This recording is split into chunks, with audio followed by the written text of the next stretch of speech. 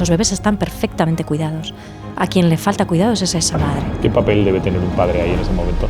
La ciencia lleva toneladas de evidencia científica. La casa es más segura para las mujeres. Es una profesión que se está extinguiendo y que marca cómo se trata a las mujeres en un país. El embarazo es un proceso sexual. Entran en juego las mismas hormonas que cuando hacemos el amor. Laura Sola, doula y matrona, nos habla de los beneficios de dar a luz en casa, los riesgos del posparto y la importancia de la salud mental de las embarazadas. Nos hablará de su superación como mujer, desde sus inicios en Perú hasta su lucha contra el maltrato. El terror cuando escuchas la llave entrando en la puerta. Si sigues a su lado, ese hombre te va a matar. El 100% de la población tiene traumas. Todo esto que acabas de decir.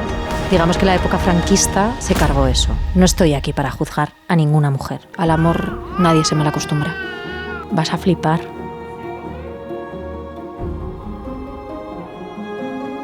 ¿En qué se diferencia una doula de una matrona? Grandes cosas. Sí, grandes titulares. Sí. Para empezar, las doulas no tienen formación sanitaria y las matronas sí, ¿vale? A día de hoy. Y luego son profesiones completamente distintas. Nuestro ojo está colocado en lugares diferentes. Ni mejor ni peor, simplemente servimos para cosas distintas, ¿no? Lo que pasa es que sí que es verdad que tener una mirada de doula siendo matrona creo que es muy necesario. Y las doulas se dedican a lo que es más un acompañamiento logístico, emocional, de soporte, una mirada más global, más externa, ¿no? De cosas que puedan estar influenciando, afectando, facilitando, y como una acompañante, ¿vale? Iba a decir sencillamente, pero es que es como tanto y tan importante, ¿no? Y las matronas, sin embargo, tenemos una mirada más puesta en lo sanitario. Iba a decir patología, pero no. En la patología están las y los ginecólogos, ginecólogas, ¿no? Nosotras tenemos una mirada en la salud, puesta en lo que se llama la autocia, los partos eutóxicos o las situaciones eutóxicas, ¿no? Son las situaciones normales y de salud. Y nuestra mirada está puesta en lo sanitario, que para eso estamos formadas, ¿no? Esa es un poco la gran diferencia. ¿Cuál es el momento más delicado del proceso desde que una mujer se queda embarazada hasta que no se da el parto, sino hasta que, digamos, puede andar sola? ¿O cuál es el momento más delicado? El posparto. En general, el posparto. A no ser que haya una patología previa o una patología que se desarrolle en el embarazo que ponga a esa mujer en una situación de riesgo específica, en general el momento más vulnerable para una mujer en toda su vida es el posparto. ¿Y qué tiene el posparto para que sea ese momento tan delicado? ¿Cuáles son los ingredientes, digamos? Pues los ingredientes son muchos. El posparto es como que te pase un tsunami por encima y te deje absolutamente rota en una playa y te tengas que volver a reconstruir sin saber quién eres.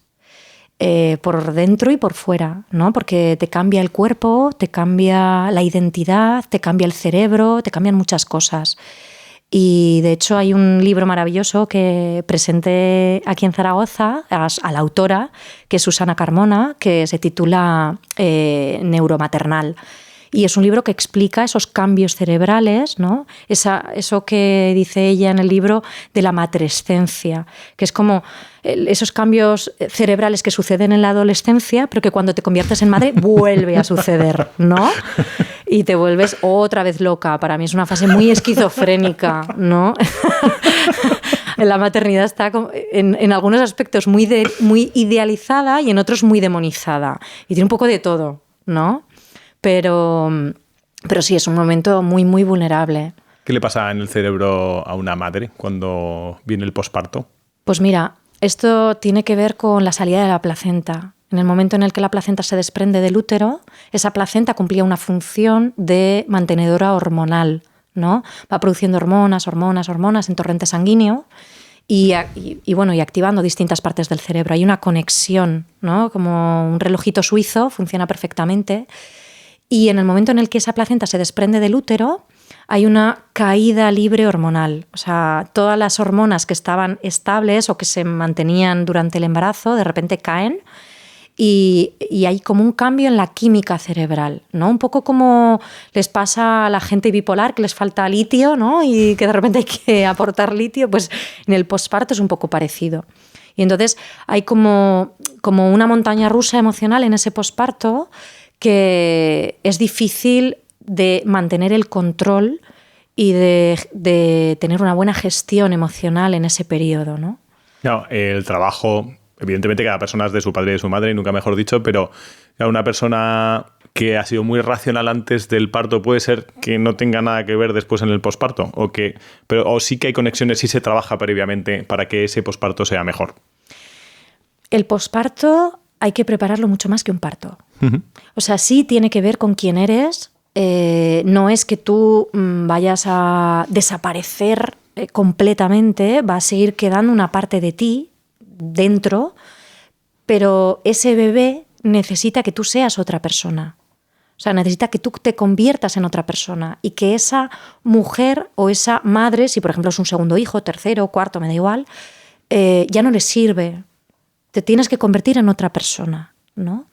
Y entonces, en ese posparto hay unos cambios ahí de identidad, sobre todo, muy potentes, ¿no? Entonces, sigue siendo la misma, pero sí que hay como una crisis de identidad muy fuerte. Todas las mujeres lo describen así, ¿no? Sin embargo, es verdad que hay ciertos síntomas o ciertos signos que para mí son de alarma y que no son normales y que no hay que considerar como normales. No es normal que después de 7-10 días de haber parido una mujer llore todos los días, ¿no? O que su bebé descanse y duerma y ella no pueda dormir. Esos son las red flags, ¿no? Las banderas rojas, signos de alarma que yo explico a las familias y sobre los que hay que estar un poco alerta, ¿no? O esa sensación como de no reconocerse, decir, esta no soy yo, pero intenso, grave, ¿no? De no me reconozco repetidamente, esta no soy yo, o de repente intentar leer, no poder leer un texto, o poner la televisión y no entender lo que está saliendo por las imágenes, o tener ideas intrusivas en tu cabeza, ¿no? Ideas obsesivas. Estos para mí son signos de alarma, sobre todo el sueño. No poder dormir, ¿no? Es clave. ¿Eso es la depresión postparto o no tiene nada que ver? Va por ahí. La depresión postparto, bueno, lo que es patología en salud mental es compleja y las etiquetas en psiquiatría son volubles y son difíciles de colocar, ¿no? Porque cada persona es un mundo y las etiquetas van variando, depende de cada persona, de los signos y síntomas que tenga. Entonces es muy difícil etiquetar. Pero en general yo diría que la depresión tiene más que ver con cómo hemos sido tratadas en el parto, con cómo hemos sido acompañadas, con, bueno, pues un poco ese respeto que deberíamos de haber sentido y ese buen acompañamiento en un proceso de tanta vulnerabilidad y de tanto poder a la vez. Y luego hay otras patologías más graves. Entonces, en la depresión más tiene que ver ese estar llorando constantemente, esa pérdida de identidad constante, de no reconocerse, de estar hundida, de no levantar cabeza, de tener cierto rechazo al bebé, ¿no? Ahí está la depresión. ¿Cómo se le ayuda a una persona que está sumida en esa batahola de circunstancias? ¿Cómo se le ayuda? Buscando ayuda profesional. Muy importante. Y cuanto antes, mejor. O sea, cuanto antes detectes estas red flags que comentabas, levantar la mano y decir, ayuda. Sí, y quien tiene que detectar esto es quien está más cerca de esa mujer. Es decir, pareja, familia, sobre todo la pareja, ¿no?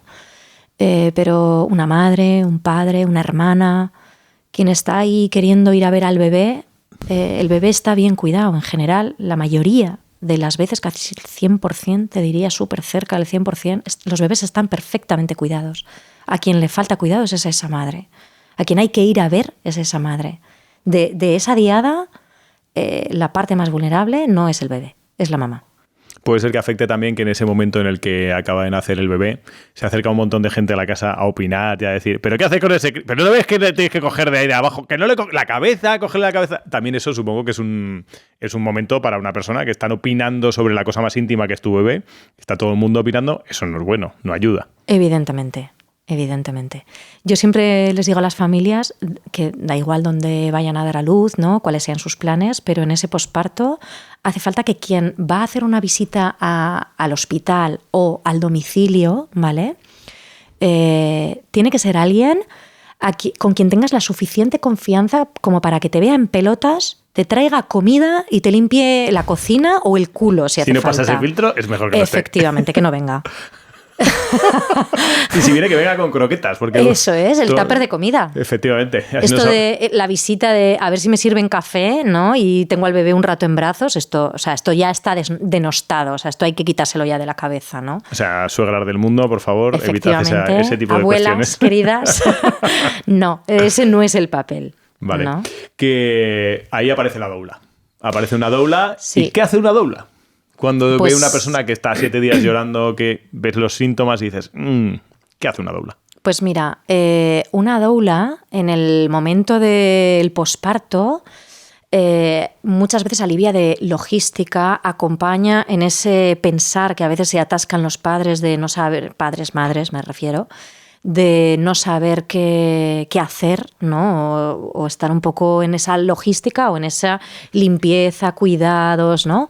De saber qué hacer, ¿no? Cómo programar. Yo, por ejemplo, trabajo con una doula también en el equipo que se llama Ariana y que tiene como muy, muy estructurado qué es lo que hay que hacer, qué es lo que no hay que hacer, cómo hacerlo, cuándo hacerlo, en qué cantidad, ¿no?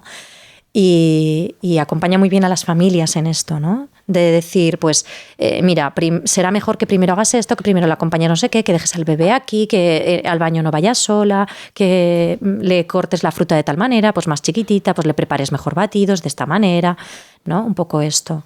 O que, bueno, pues prepara más compresas en el congelador, porque si todavía tiene inflamación, pues necesita más cuidados o más hielo, o bueno, pues en esas tomas de lactancia, fíjate si ella está tensa, si le tienes que poner un cojín, si tienes que estar ahí, ¿no? O encárgate del teléfono, de alejar a la familia, de ser asertivo, de poner límites, ¿no? Como la típica imagen del hombre de las cavernas, ¿no? Y en la entrada de la cueva, pues ahora igual, ¿no? De proteger el espacio. Entonces están un poco ahí las doulas como acompañando emocionalmente ese proceso, ¿no? Y también la figura de la doula yo creo que es necesario que sea madre, porque muchas veces lo que necesita una madre es a otra madre, a la que llorarle o decirle, oye, me está pasando esto, es que no sé qué le ocurre o no sé cómo calmarla, por favor, de madre a madre, ¿no? Y esa doula accede a toda esa información, todo ese bagaje como madre, a dar un poco de experiencia.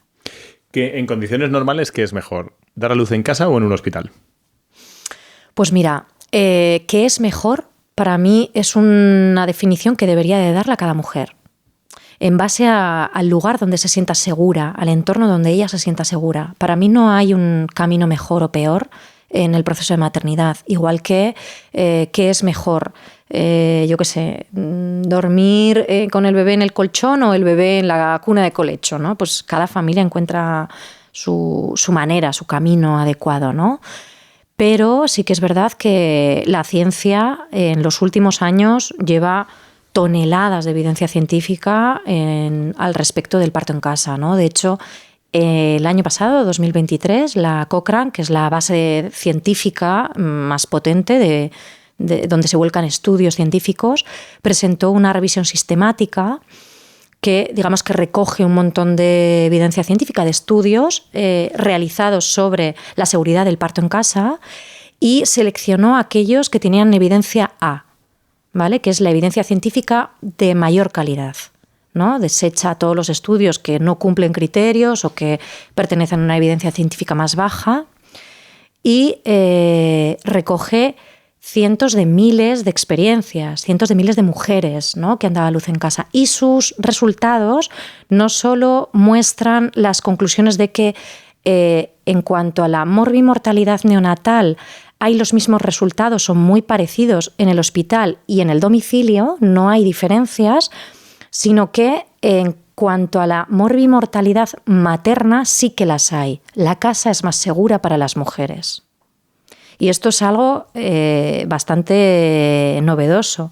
Yo estoy segura que en los próximos años que vamos a tener que seguir presentando evidencia científica, ¿no?, para, bueno, tumbar un poco esta ideología tan oscura en torno al parto en casa, ¿no?, como si esto todavía fuera algo peligrosísimo. Todavía tendremos que seguir presentando evidencia científica. Estos resultados cada vez serán más potentes, ¿no?, porque cada vez hay más gente preparada que se dedica a esto.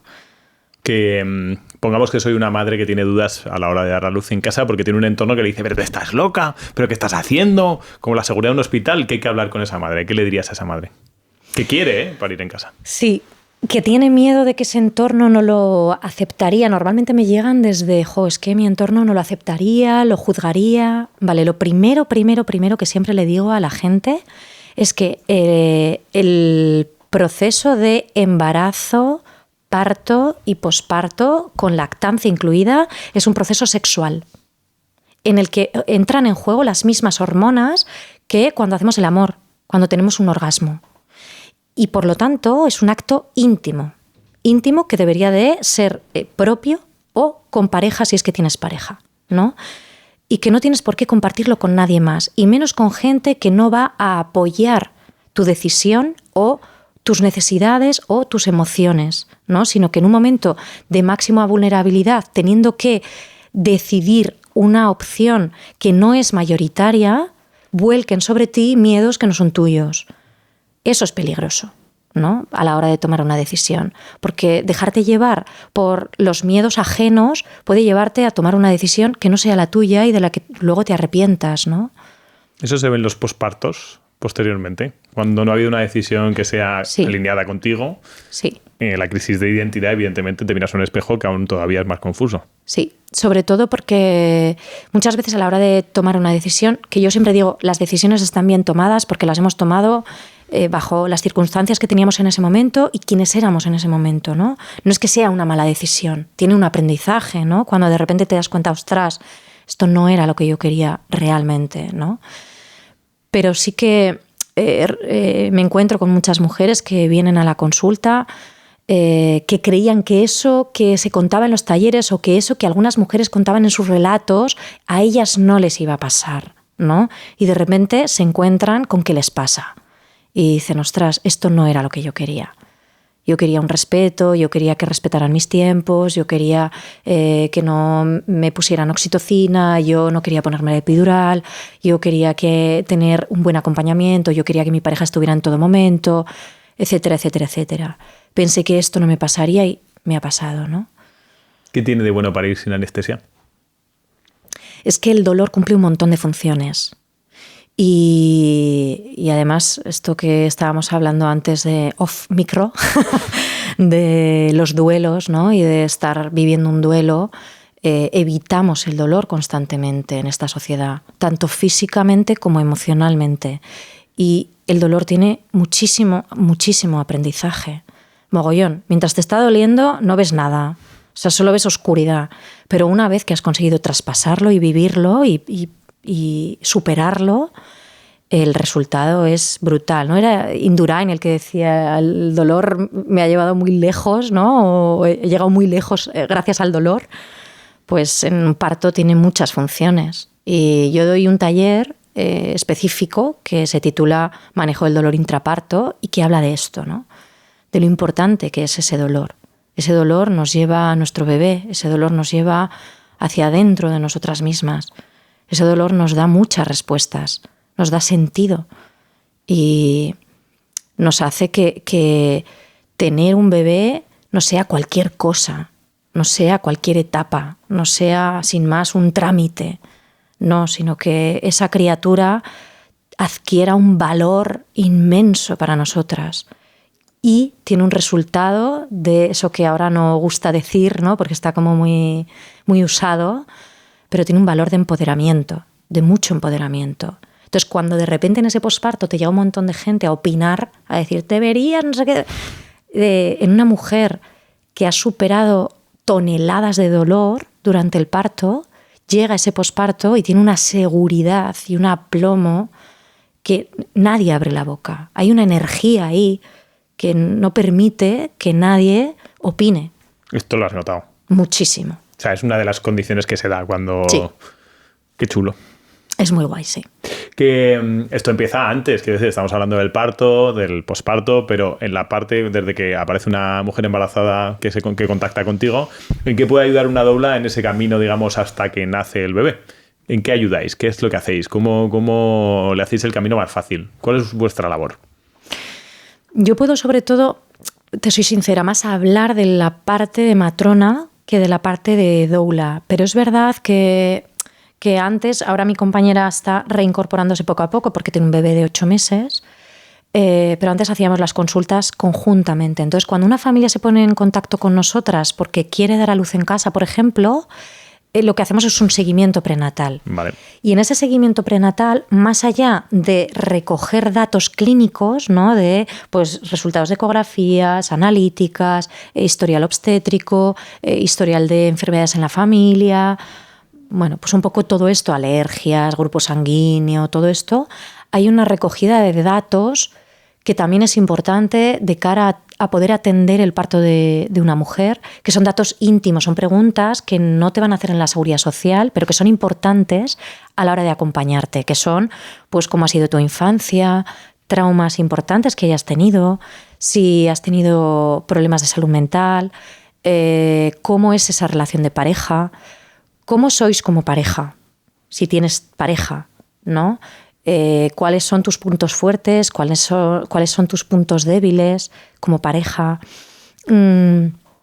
qué perfil tiene esa mujer, ¿no? Sobre todo, cuáles son sus mayores miedos, tanto de ella como de él o de su pareja, ¿no? Un poco cuál es la relación con tu madre, cómo te llevas con tus hermanas, cómo han sido los partos anteriores de estas mujeres en tu familia. Son un montón de preguntas que son pues unas 4 o 5 consultas a veces previas al parto que duran 1 hora y media, 2 horas, dependiendo de cada familia. Y en las que también no solamente se hace un acompañamiento de contarles en qué consiste un parto y cómo va a ser ese parto en casa y cómo manejar las primeras horas o días de contracciones, sino que también es un espacio de mucha confianza y de mucha vulnerabilidad. Esas familias pueden preguntarnos lo que quieran y nosotras también contamos cosas de nuestra vida, ¿no? También compartimos, pues bueno, yo en este momento comparto con las familias que estoy viviendo un duelo por una separación. Y digo, mira, me pilláis en mi peor momento desde hace muchos años, ¿no? Y va a haber momentos en que a lo mejor se me salten las lágrimas, ¿no? Y ese formar equipo, que es tan importante para poder atender un parto, para poder acompañar a una familia, es clave que nos situemos en un lugar de igualdad, no de superioridad jerárquica, ¿no? Como sucede mucho en el hospital, que de repente la gente que acude al hospital es como que delega la salud en los profesionales sanitarios y suelta el control completamente en ese sentido, ¿no? Y entonces pierden derechos y no asumen responsabilidades. En la casa sucede completamente al revés. Tienen que asumir responsabilidades, pero tienen todos los derechos también, ¿no? Entonces, siempre es como una relación mucho más igualitaria. ¿Cómo de importante es la relación con una madre a la hora de abordar un embarazo? Vital. ¿En qué? ¿Cuáles son las claves? Yo siempre les digo una frase muy habitual que es yo no estoy aquí para caerte bien, estoy aquí para que consigas lo que has venido a buscar, ¿no?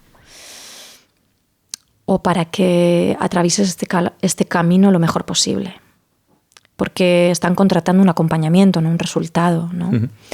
Pero es cierto que de alguna manera tiene que haber cierta conexión entre una o varias personas del equipo, ¿no?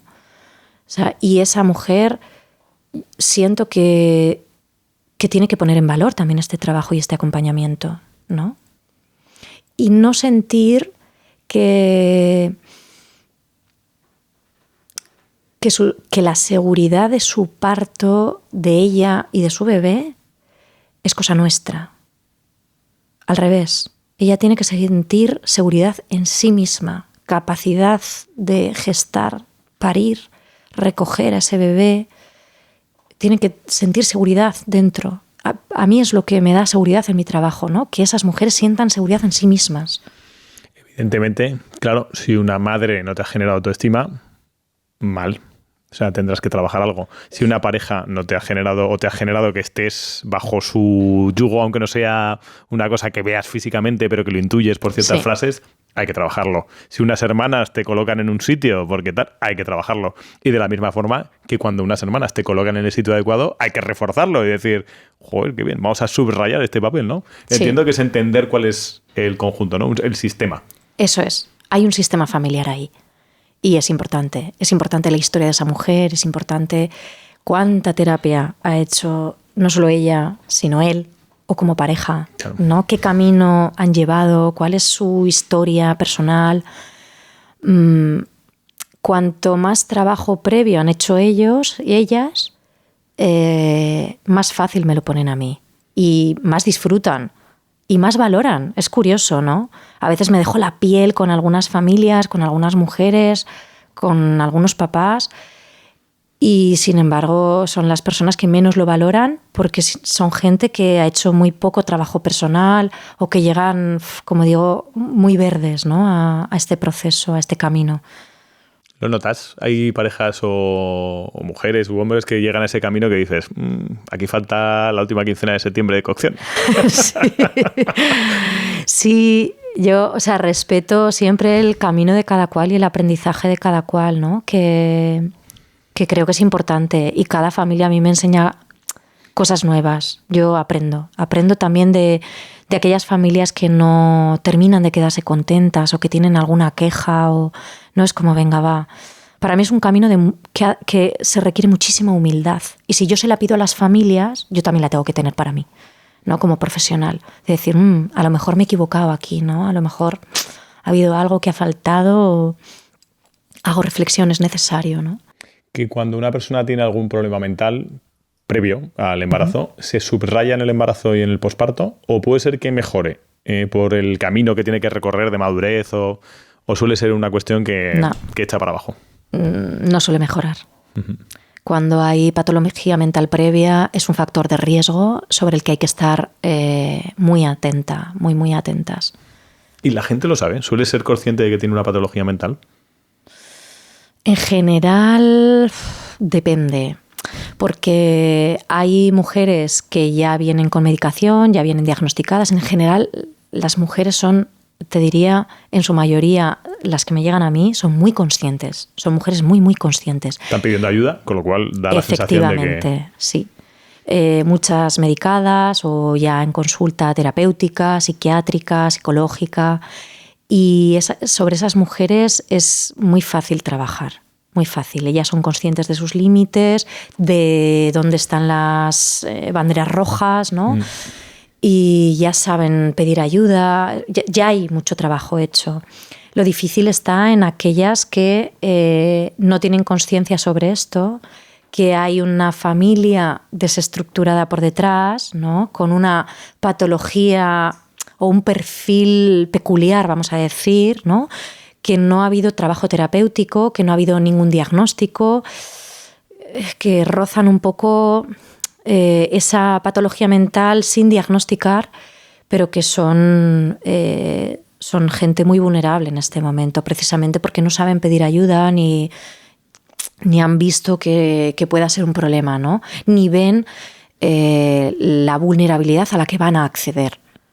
¿Cuáles son los problemas mentales que más te... O sea, ¿cuál es el denominador común? ¿Sueles encontrarte algún grupo, o sea, la ley de Pareto, el 20%, el 80%, suele ser algún problema común? ¿Algún tipo de cuestión mental que sea la común?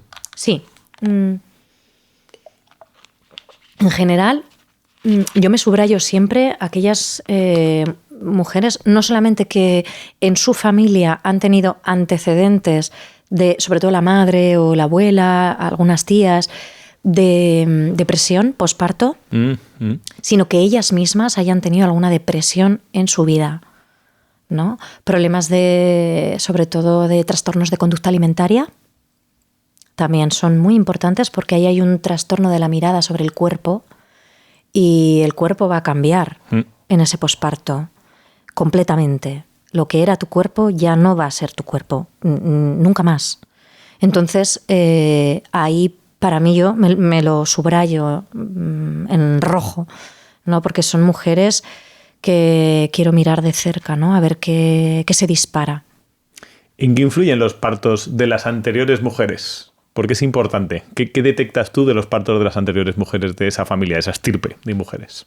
Porque hay herencia obstétrica y yo diría que incluso energética, ¿no? Entonces, hay patologías que se repiten, pues hemorragias por atonía uterina, que es cuando un útero no se contrae lo suficiente, o mujeres pues, que han tenido, en la familia han tenido bebés de nalgas, ¿no? Repetidamente, que es raro que esto se herede, pero a veces pasa, porque a veces se colocan así por cómo es la forma de la pelvis o cómo es la forma del útero, ¿no? Y a veces eso se hereda de madres a hijas, de abuelas a nietas, ¿no? Hay una herencia genética. O, por ejemplo, pues si hay antecedentes de hipertensión o de patología vascular o alguna cosa así que interesa saber, ¿no?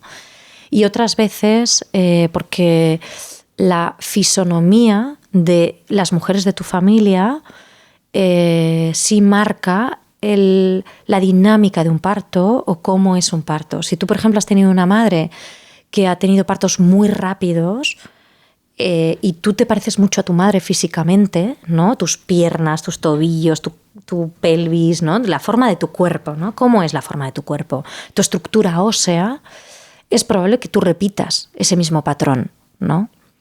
¿Y tú has estudiado tu estirpe de partos, digamos? Sí. ¿Y qué tal? Cuando lo estudiaste, ¿qué conclusiones sacaste? Pues varias, fue muy interesante porque mi abuela materna, yo suelo decirles a las mujeres en los talleres que hagan su linaje materno, ¿no? Que es la parte que más nos influye.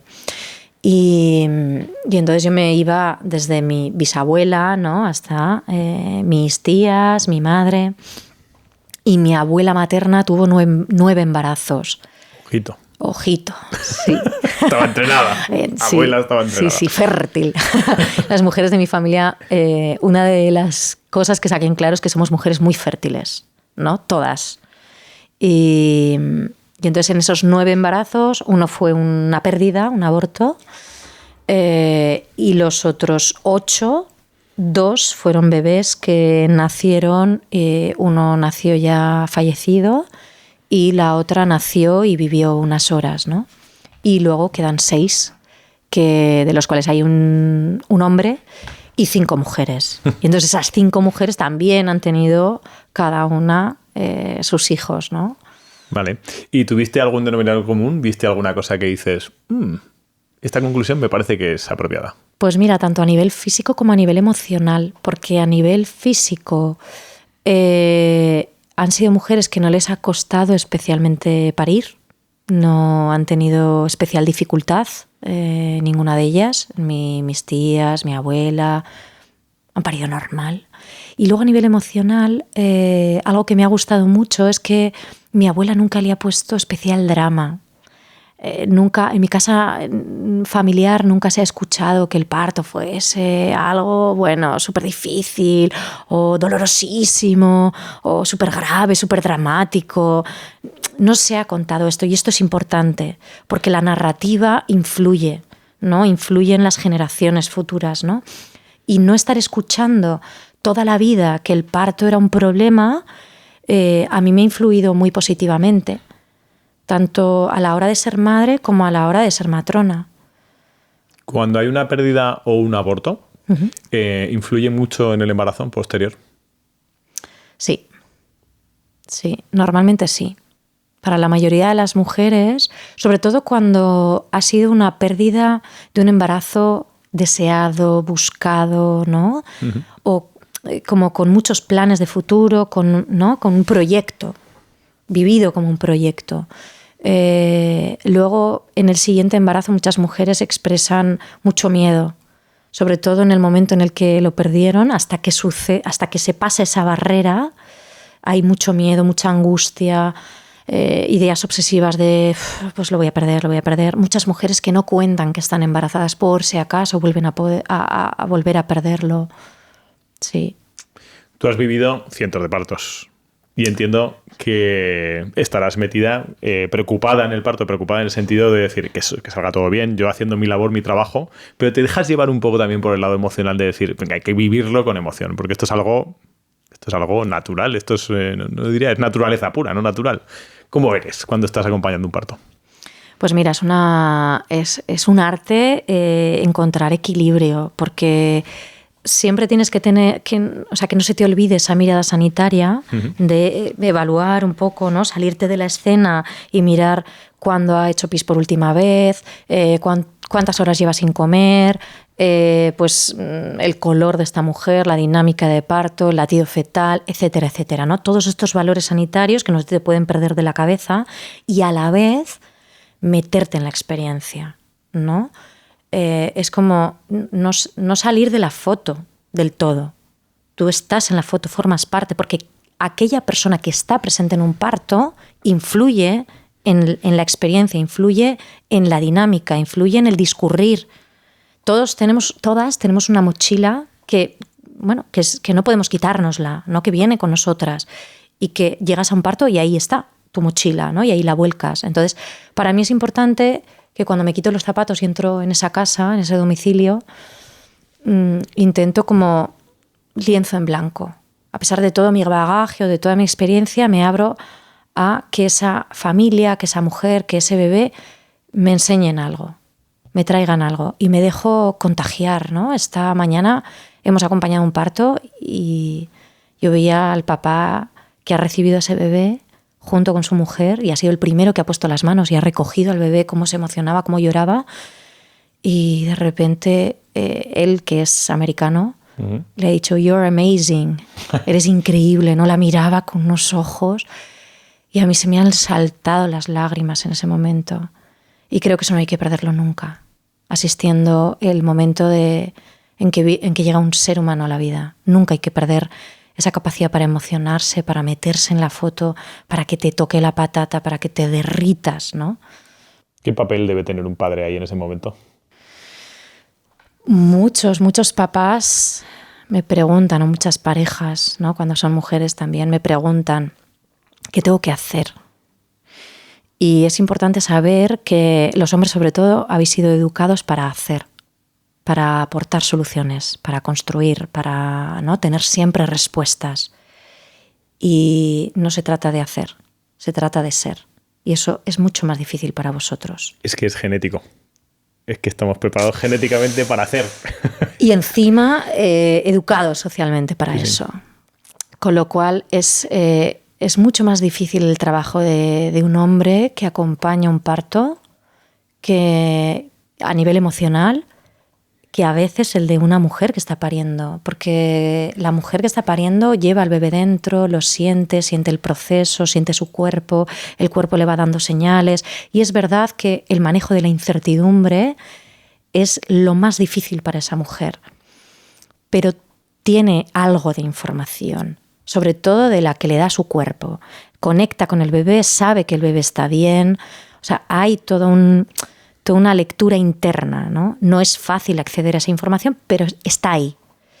El papá o la pareja que está a su lado no tiene nada de información.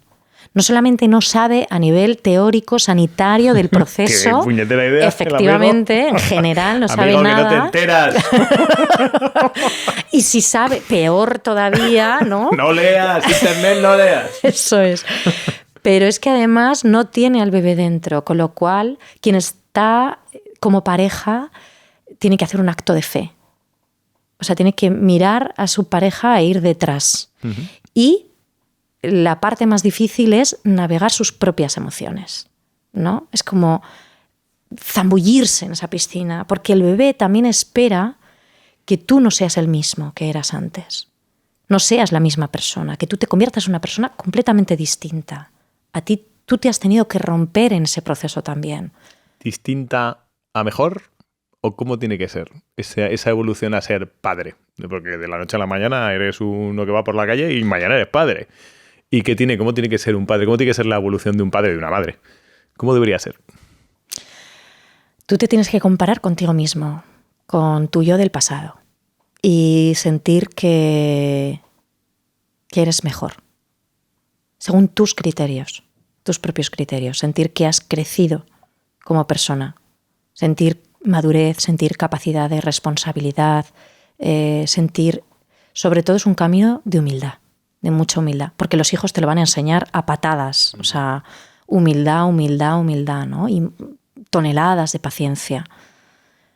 Y que no tengas problema en acceder al amor, ¿no?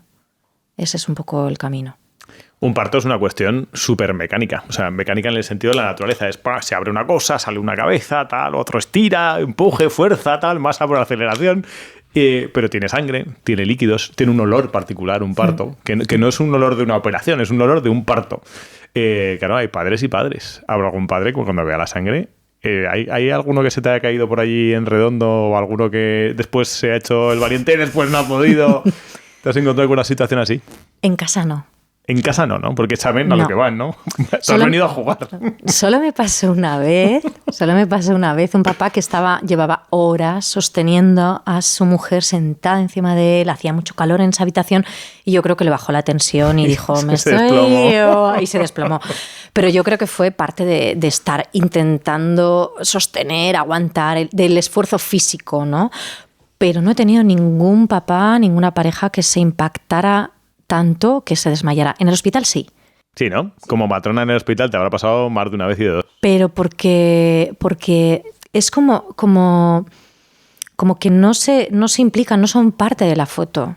Esas parejas no son parte de la foto. Y sin embargo en casa son vitales, imprescindibles. Entonces se sienten tan necesarias esas parejas que no pueden no estar ahí, ¿no? No pueden no implicarse.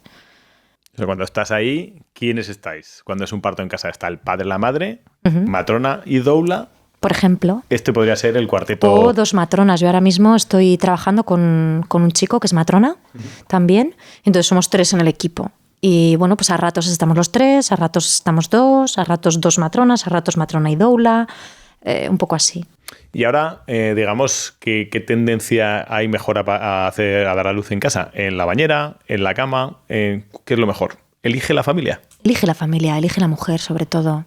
Hay mujeres que les encanta el agua, que son unas apasionadas del agua y que quieren tener sí o sí la piscina de partos.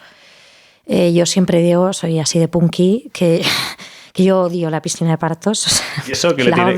¿Qué manieta le tiene? Le tengo mucha manía, pero creo que es algo personal, ¿no? Porque no soy una mujer acuática. Entonces, claro, ya partiendo de esa base, soy de secano, soy de tierra. Pero luego porque, para empezar, conlleva una logística tremenda, tanto de montar, de llenar, de vaciar, de limpiar, ¿no? O sea, es horrible para mí. Y luego es un artículo de primer mundo, es un capricho de primer mundo. ¿Quién gasta 300 litros de agua para un parto en otro lugar de la Tierra? ¿Sabes? Nadie. O sea, 300 litros de agua son, hablemos a día de hoy... de economía circular y sostenibilidad. Claro, es que no es sostenible. Y históricamente las madres de la historia han parido eso. Bueno, la que haya tocado en un río, pues fenomenal, pero si no, no. Efectivamente, sí. Es conectar un poco también con lo que se ha hecho siempre. Lo que estamos diciendo, es decir, se ha parido siempre así, se ha parido en diferentes circunstancias, es volver a conectar con ese parto.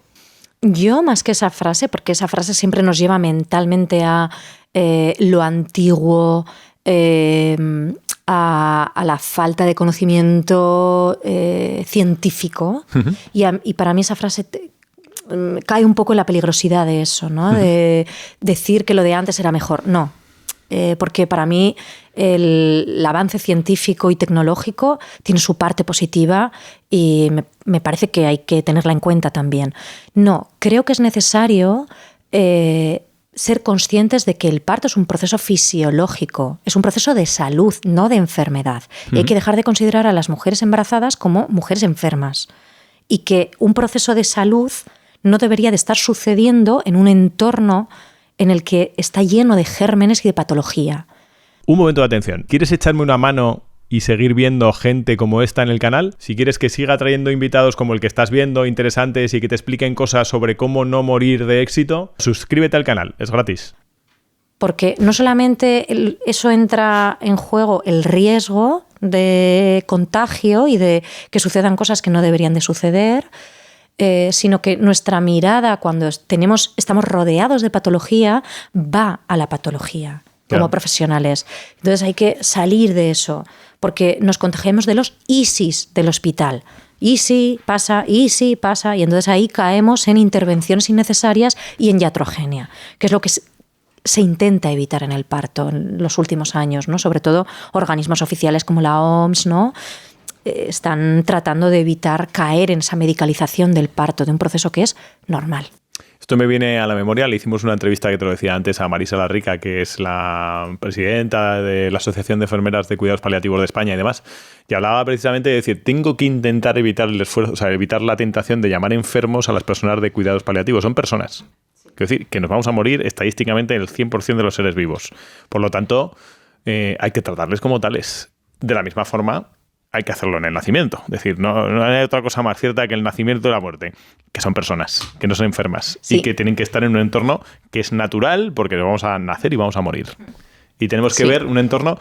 Precisamente hablabas de los momentos de la muerte, comentabas una muerte que habías vivido hacía no mucho, y Marisa también comentaba eso. Comentaba que hay momentos que cuando estás en una habitación y alguien fallece, notas una energía diferente y que hay que hacerlo por hacerlo bien. Es decir, hay muertes bellas. Sí, mucho. Y hay nacimientos muy bellos, ¿no? Sí. ¿Has vivido alguno que recuerdes especialmente decir qué bello aquello? Pues es que ahora que decías esto del momento de la muerte y el nacimiento, a mí que he tenido una muerte reciente, decías, hace unos meses falleció mi abuelo y en el momento en el que lo acompañé, puse una música que suelo poner también en los partos. Y me pareció muy parecido, me pareció un tránsito muy similar, nacer y morir. Sentí esa misma energía que siento en los partos. O sea, no soy creyente católica o no creo así como en el Dios católico, con todo el respeto por la gente con esa fe.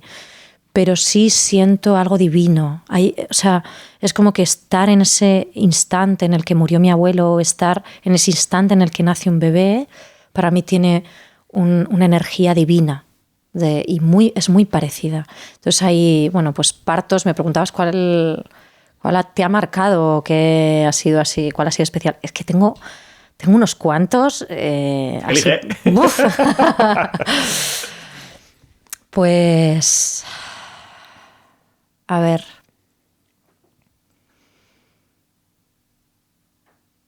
Ha habido alguno peculiar, ¿no? En el que se me han presentado abuelas con sus llaves.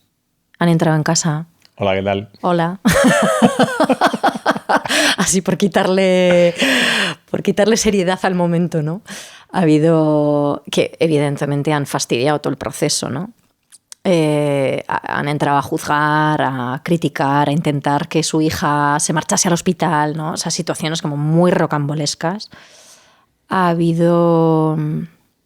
uno hace un par de años que me gustó mucho, porque en general las mujeres de parto tenemos una fortaleza inimaginable que ni siquiera nosotras somos conscientes hasta que estamos ahí.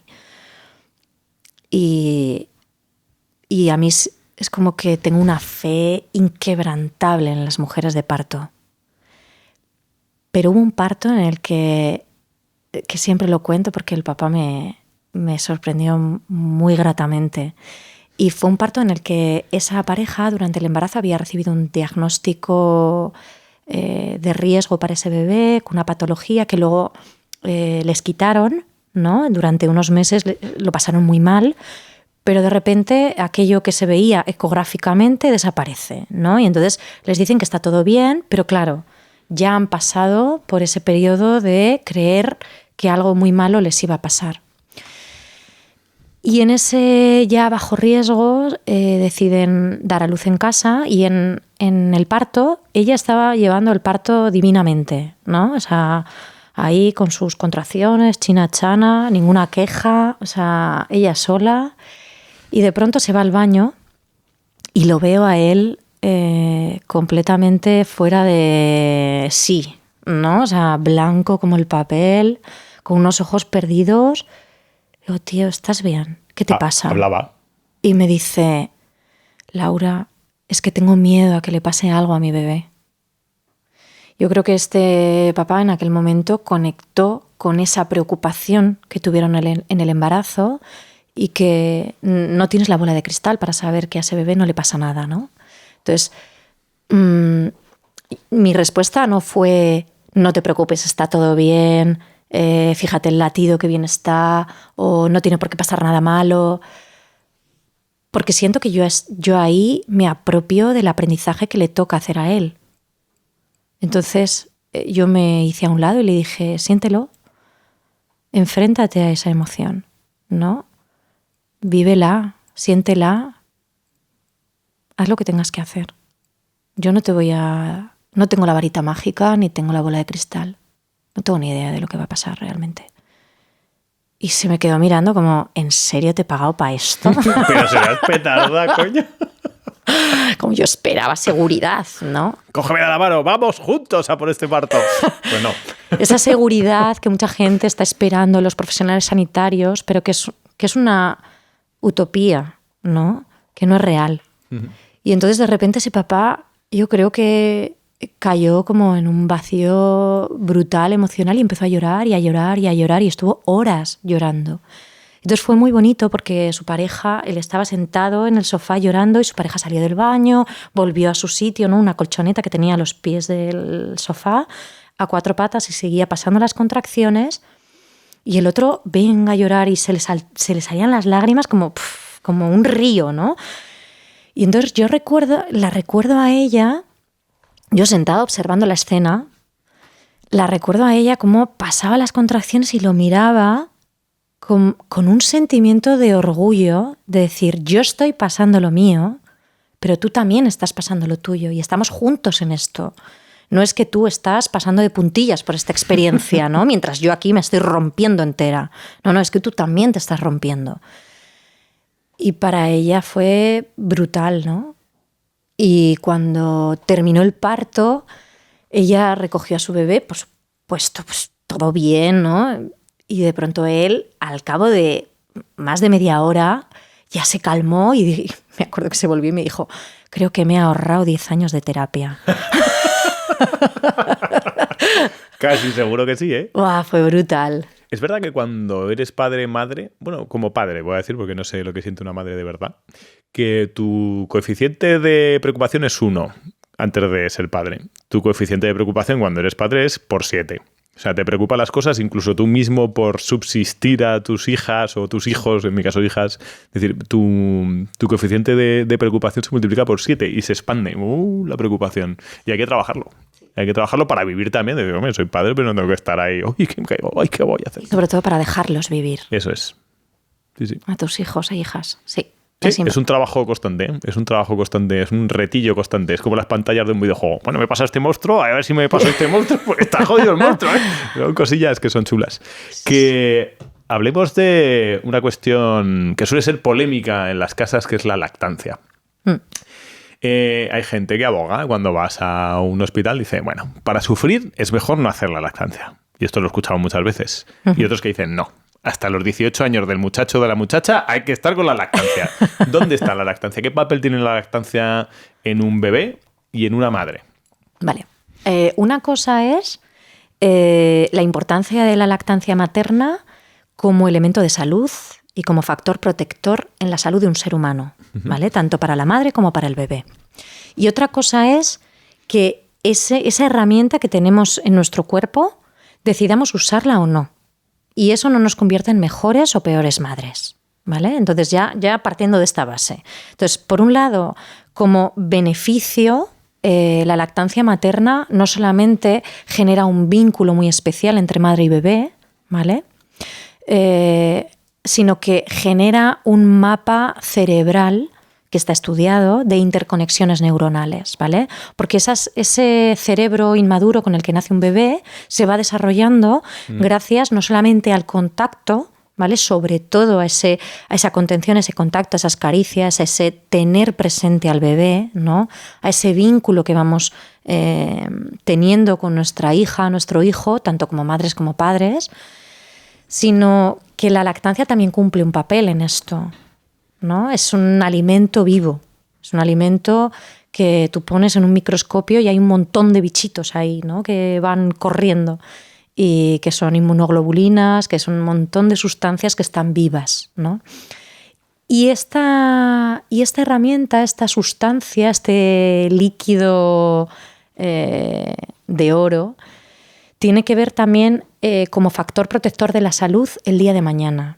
Es un factor protector frente a enfermedades autoinmunes, frente a enfermedades inflamatorias, frente a enfermedades del aparato digestivo, frente a un montón de cosas. De hecho, hay un documental que a mí me encantó hace años que se llama Microbirth y que habla de la microbiota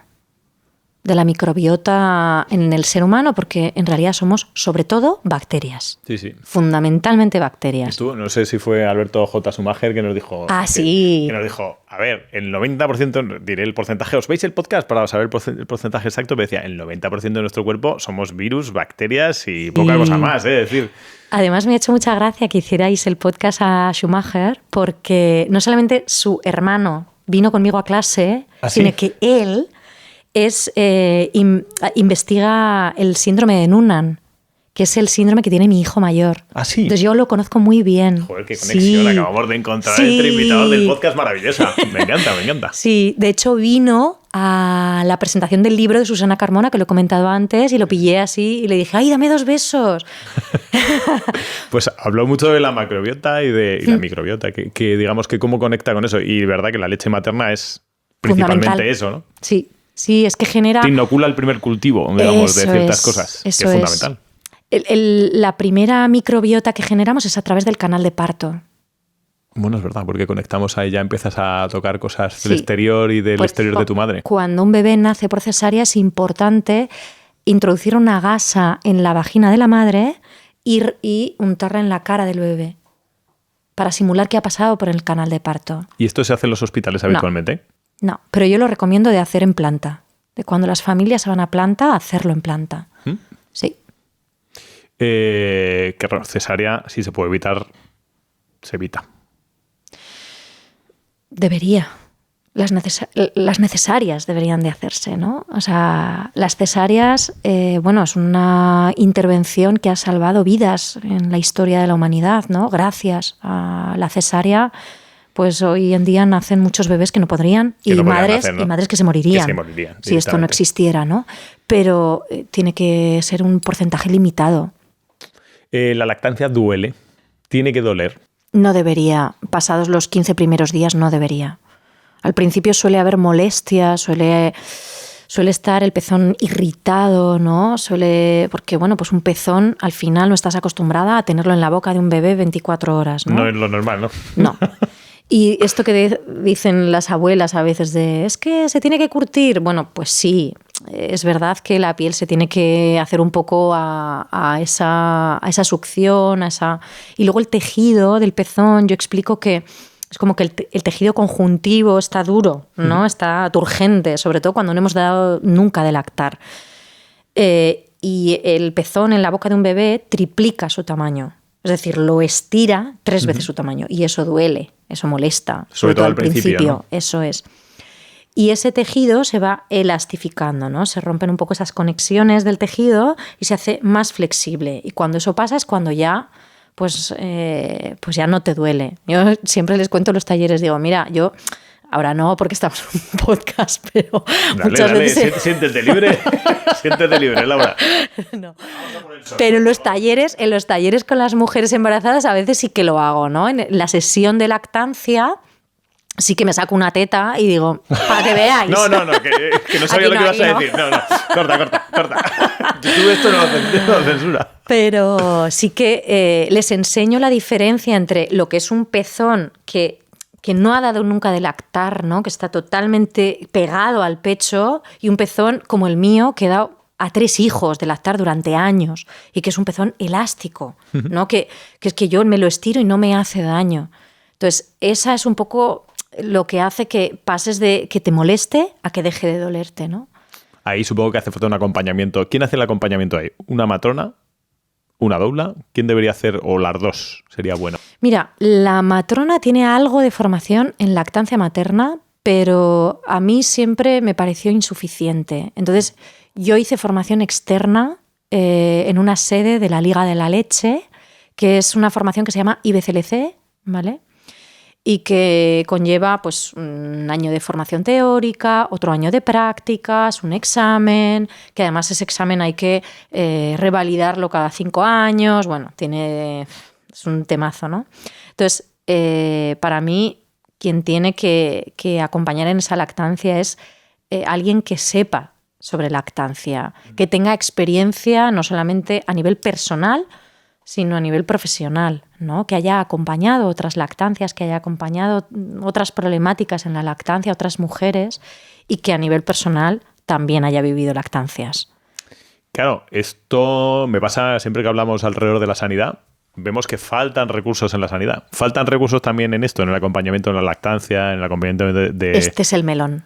Para mí este es uno de los mayores melones. Si quieres lo abrimos, tengo una navaja, sí, lo abrimos. Sí, lo abrimos, saca el cuchillo. ¿Qué le falta a la sanidad para hacer un buen parto, para hacer una buena preparación, un parto y una parte posterior? ¿Qué le falta? Sí, sobre todo nos faltan matronas. ¿Faltan matronas? Faltan matronas. En España faltan muchas matronas. Mi prima es matrona y me lo dice siempre. Sí, faltan matronas. Faltan matronas. Es una profesión que se está extinguiendo y que marca cómo se trata a las mujeres en un país. El número de matronas y cómo trabajan las matronas. Ojito esto que acabas de decir. Sí. El lugar que ocupamos... Nos podemos jactar de muchas cosas, pero si no tenemos matronas no nos jactemos de tanto que faltan cosas. Sí. Estamos del lado de las mujeres. Somos la profesión que debería de estar al ladito de las mujeres. La libertad de las mujeres en sus procesos sexuales, en su cuerpo, en sus procesos reproductivos, sexuales, ¿no? Dependen mucho de las matronas. Y nos necesitamos unas a otras. Las matronas necesitamos a las mujeres y las mujeres necesitamos a las matronas. Y vamos de la manita, ¿no? Entonces, faltan matronas. Y para mí debería de haber varias matronas exclusivamente dedicadas al acompañamiento en lactancia en las plantas de posparto. Que esa fuera su única función. Ir madre a madre revisando cómo está esa lactancia. Porque eso nos aseguraría una instauración real de la lactancia en esa diada, en esa mujer y bebé, y posteriormente una lactancia a largo plazo, ¿no? De mínimo 6 meses. Mínimo 6 meses tiene que ser la lactancia y máximo... Lo que madre y bebé quieran. ¿Hay algún momento en el que podría ser contraproducente? ¿A partir de algún momento? No. O sea, no hay límite. La lactancia es un alimento, la leche materna es un alimento que siempre es valioso, siempre, durante toda su vida, ¿no? Y la succión también. La succión para los bebés, los niños, es necesaria en el desarrollo. ¿Cuál es la lactancia más longeva que has conocido en tu vida como matrona? Una amiga ginecóloga que estuvo 9 años. Ojo, cuidado. Sí. Bueno, yo me acerco, porque... Te picaste un poquillo, ¿no? Decir, no me gana la ginecóloga. No, qué va. Es una buenísima amiga que, de hecho, su hijo fue diagnosticado de celiaquía cuando dejó la teta. Porque, claro, fue una protección, ¿no? La leche materna protegía ese intestino. y no se le diagnosticó de celiaquía hasta después de dejar la teta. Ostras.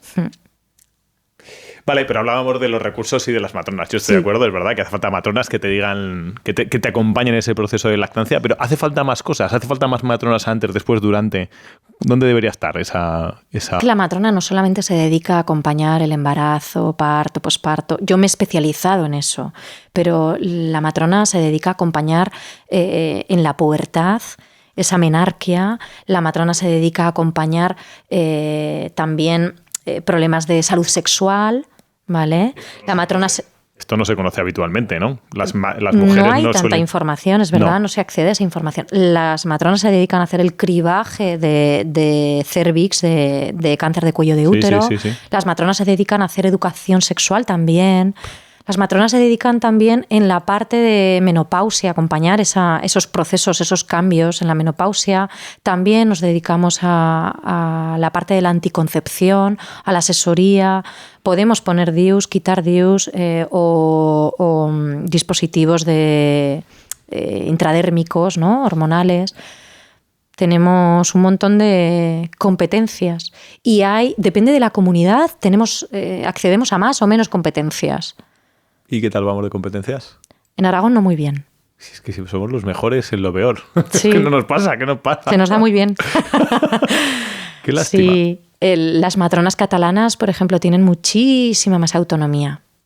Sí. En la cartera de servicios, en cuanto al acompañamiento del embarazo, hay mujeres que nunca ven a un ginecólogo, a una ginecóloga durante su embarazo, excepto para hacerse una ecografía. Y a veces ni eso, porque la ecografía la puede hacer un técnico ecografista, sin más. Simplemente porque ese embarazo ha sido de bajo riesgo, normal, no ha tenido ninguna patología y no tiene por qué ver a un profesional que está especializado en patología.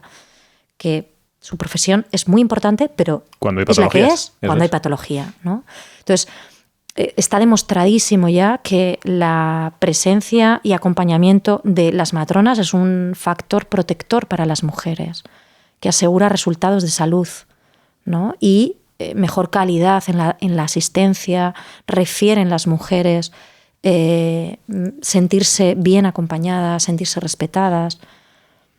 ¿Cómo les llamaba antes? O sea, que decir, ginecólogos, patologías, matronas, eutóxico. Eutóxico, de todo lo que Eutocia. tiene es bueno, ¿no? Eustaquio es bien parido, eutanasia buena muerte, lo que sea.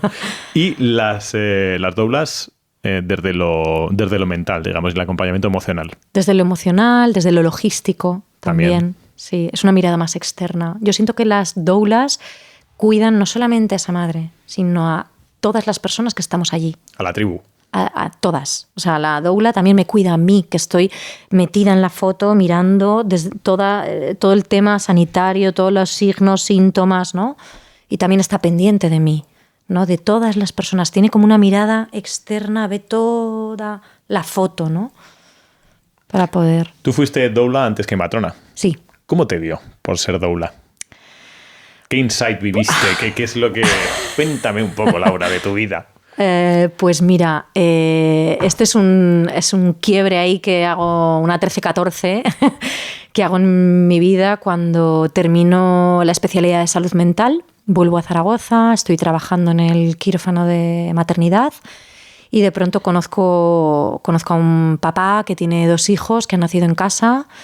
Lo conozco en Barcelona, en unos talleres de crecimiento personal que hago. Y que sus hijos han nacido en casa, en una piscina. Y me habla, se emociona hablándome de la experiencia, ¿no? Y yo ahí conecto, y yo en ese momento tenía todo arreglado para irme a hacer la especialidad de matrona a Londres, porque hacer matrona en España es muy difícil, acceder es muy difícil, hay muy pocas plazas, se presentan muchas enfermeras, es muy difícil el acceso y yo llevaba 5 intentos. Y ya me desespero, presento y me admiten en Londres y cuando ya lo tengo todo para irme, en 3 meses, conozco a esta persona y me cambia completamente la mirada de yo no quiero esto que he elegido no lo quiero. O sea, yo quiero aprender partería tradicional, ¿no? Y entonces me voy a vivir a Perú. porque es el lugar del que es este Lo hombre. típico para tu casa decir, papá, que estaba para ser matrona, pero que me voy a Perú, a Lima, al centro, no te preocupes. Contentísimo. Te se mando puso postal. súper Felices, contento, ¿no? Felicísimo, vamos. Qué Me acuerdo mi abuelo que dijo una frase que no se me olvidará nunca. Cuando yo lo conté a la familia, que lo conté como una semana o 10 días antes de marcharme, de cogerme el vuelo. Que O sea, porque dije, me la van a liar. Yo ya había cogido vuelo de ida, ¿no? Lo vendí todo, dejé a mi pareja, armé mis maletas, ¿no? Y dije, yo a mi familia se lo cuento, pero muy poco antes de irme porque me la van a liar. Y mi abuelo, me acuerdo que se echó a llorar y me dijo, sobre todo, no te des a la mala vida. Un consejo muy propio de un abuelo. Habría que preguntarle, ¿qué es la mala vida para ti? Sí, abuelo, yo no quise indagar. No quise indagar. ¿Y qué tiene Perú? ¿Por qué te fuiste a Perú y no te fuiste a...? Pues porque este hombre me habla de una casa de nacimientos que hay en Lima, que se llama Pacari, y me cuenta un poco de su experiencia, de lo importante que había sido para ellos como personas, como padre, madre, ¿no? Y entonces yo de pronto digo, para allá que me voy, yo quiero conocer eso. A mí tengo un llamado dentro, o sea, es como algo que me impulsa, ¿no? Y entonces cojo un vuelo, me voy para allá, vivo en Lima y llego, me presento en esa casa de partos, conozco a la dueña y descubro pues, que en esa casa hacen formación de doula y a lo que se diría en Perú, a 3 cuadras, está la institución de la Liga de la Leche, uno de los centros principales que hay. No sobre la Liga de la Leche, pero te voy a preguntar sobre la Liga de la Leche, aunque solo sea para que me digas de dónde viene el nombre, porque es la Liga de la Leche. Me encanta. Sí, es una institución, además es que no sé si es americana o sudamericana, bueno, norteamericana o sudamericana, que tiene, porque hace muchos años que hice esa formación, ¿no? Yo tenía 23 y ahora tengo 41. En ese momento, digamos, cuando te fuiste a Perú, Sí. a Perú tenías 23 años. 23 años tengo en ese momento. Y ahí te formaste con esta casa. En esta casa de partos yo hago la formación de doula, un año teórico y prácticas. Entonces acompaño varios partos y estoy un poco haciendo esa labor. Y a la vez hago la formación de la Liga de la Leche, la Liga digamos. de la Leche, de IBCLC, ¿no? Entonces tengo pues todo ese año de teoría en lactancia materna y prácticas en un hospital de un barrio obrero bastante humilde de Lima, que además me acuerdo que aparcaba el coche en un garaje de estos cuidados, ¿no? Porque si lo dejaba en la calle, vamos, es que volvía y no tendría ni el volante. Y fue muy interesante, fue un año muy, muy interesante. Y después conozco en unos talleres de los que iba ese hombre por el que yo me voy, pues se acaba convirtiendo en mi pareja, y en uno de esos talleres de crecimiento personal en los que él es el entrenador del taller. Yo, unas de las participantes son las hijas de una partera tradicional que está en el Valle Sagrado de los Incas, en Urubamba, cerca del Cuzco relativamente, ¿no? Y me cuentan que su madre está buscando una asistenta y a mí se me ilumina la vida. ¿En serio? Sí. Y entonces yo les cuento mi vida, mi vocación, mi mirada, las ganas que yo lo he dejado todo sin saber a dónde venía, pero eso era lo que yo buscaba. Pues mi madre está buscando una asistenta. Bueno, otra vez lo dejo todo en Lima, dejo a esta pareja, vuelvo a vender mis cosas, hago un mercadillo, me armo una maleta, me planto, sin haber hablado con ella previamente, me planto en su casa, ¿no? Y me abre la puerta y me mira así como, ¿y tú quién eres, no? Y le digo, no sabes quién soy, pero soy lo que tú necesitas. Muy segura de ti misma, ¿no? ¿Verdad? Y por supuesto me manda la mierda. O sea, no. Dijo, me dice, no. Bueno, no, me dijo, ya veremos. Tú aquí vienes a limpiar. Y entonces ya tenía... Bueno, allí en Perú existe un dicho que dice, tú lo primero que tienes que hacer es pagar piso, ¿no? O sea, y eso es que te ganes. Que las cosas hay que ganárselas, ¿no? No esa cultura que tenemos aquí en el primer mundo de todo se puede comprar con dinero, ¿no? Yo puedo acceder a cualquier formación con dinero. hay aprendizajes, hay experiencias, hay procesos vitales a los que tú no vas a poder acceder con dinero. Nunca, jamás, da igual cuánto tengas. Y esta es la cultura peruana, ¿no? Esto que a mí me fascina, ¿no? Ese que hay, sobre todo de la selva, de la cultura andina, ¿no? De la cultura tradicional, que es... son gente como muy discreta, que no busca el protagonismo o esa arrogancia o esa superioridad moral, no. Es gente como con un humor tremendo, pero como muy solapados, muy, muy callados, pero como que todo se sobreentiende, ¿no? Y entonces a mí ella me deja claro que yo tengo que pagar piso, que yo me tengo que ganar ese aprendizaje, ese conocimiento, que no me va a regalar así sin más, porque yo esté allí por mi cara bonita, porque soy blanquita, ¿no? Y entonces yo me dedico a montarle un huerto, a cuidar de sus animales, a cocinar, a limpiar. Me reconstruyo una casa que hay hecha de adobe y entonces la arreglo, ¿no? Porque tiene unos agujeros tremendos y hace un frío que te cagas en invierno. No hay agua corriente, no hay luz eléctrica. Entonces, bueno, pues me hago a la vida allí, ¿no? ¿Y mientras tanto aprendiste algo? Y sí. Y mientras tanto, ella poco a poco me deja acceder a las consultas, a su manera de recoger datos, a su manera de acompañar a las familias, a sus consejos, a su recogida de plantas, a su preparación de tinturas, ¿no? de todos estos medicinas tradicionales. Me deja acompañarla a los partos y a mí de repente es como se abre ante mí un mundo fascinante. ¿Recuerdas ese primer parto con ella? Sí. Sí. ¿Cómo lo viviste? ¿Qué pensaste? ¿Qué te pasó por la cabeza? Pues recuerdo que fue... Claro, yo sentía mucho mi juicio de mujer blanca europea de primer mundo, ¿no? Y esto me ha costado años quitármelo, ¿no? Recuerdo que a mí era como... Yo sentía la colleja de ella constante, ¿no? Como baja, deja de mirar, ¿no? Deja de querer ser protagonista o de creer que tienes algo que decir, ¿no? Quédate en un rincón y agradece, observar, ¿no? Y recuerdo eso, ¿no? Como ese intentar todo el rato enseñarme a través de la humildad. Sí. Y recuerdo que ella en aquella época no cosía porque no lo veía necesario. De hecho, la vulva está capacitada para restaurarse súper bien, ¿no? Es súper agradecida, tiene un tejido súper agradecido. Y ella no suturaba. Y en aquel parto recuerdo que me dijo, ¿tú sabes suturar? Y dije, sí, algo sé. Y había hecho algo de sutura como enfermera. Y dije, venga, pues para allá. Y habíamos conseguido unas suturas. Y me dijo, pues me vas a enseñar, ¿no? Porque a ver si te crees que has venido aquí solo a aprender. Tendrás que aportarme tú algo, ¿no? Y dije, venga, vale.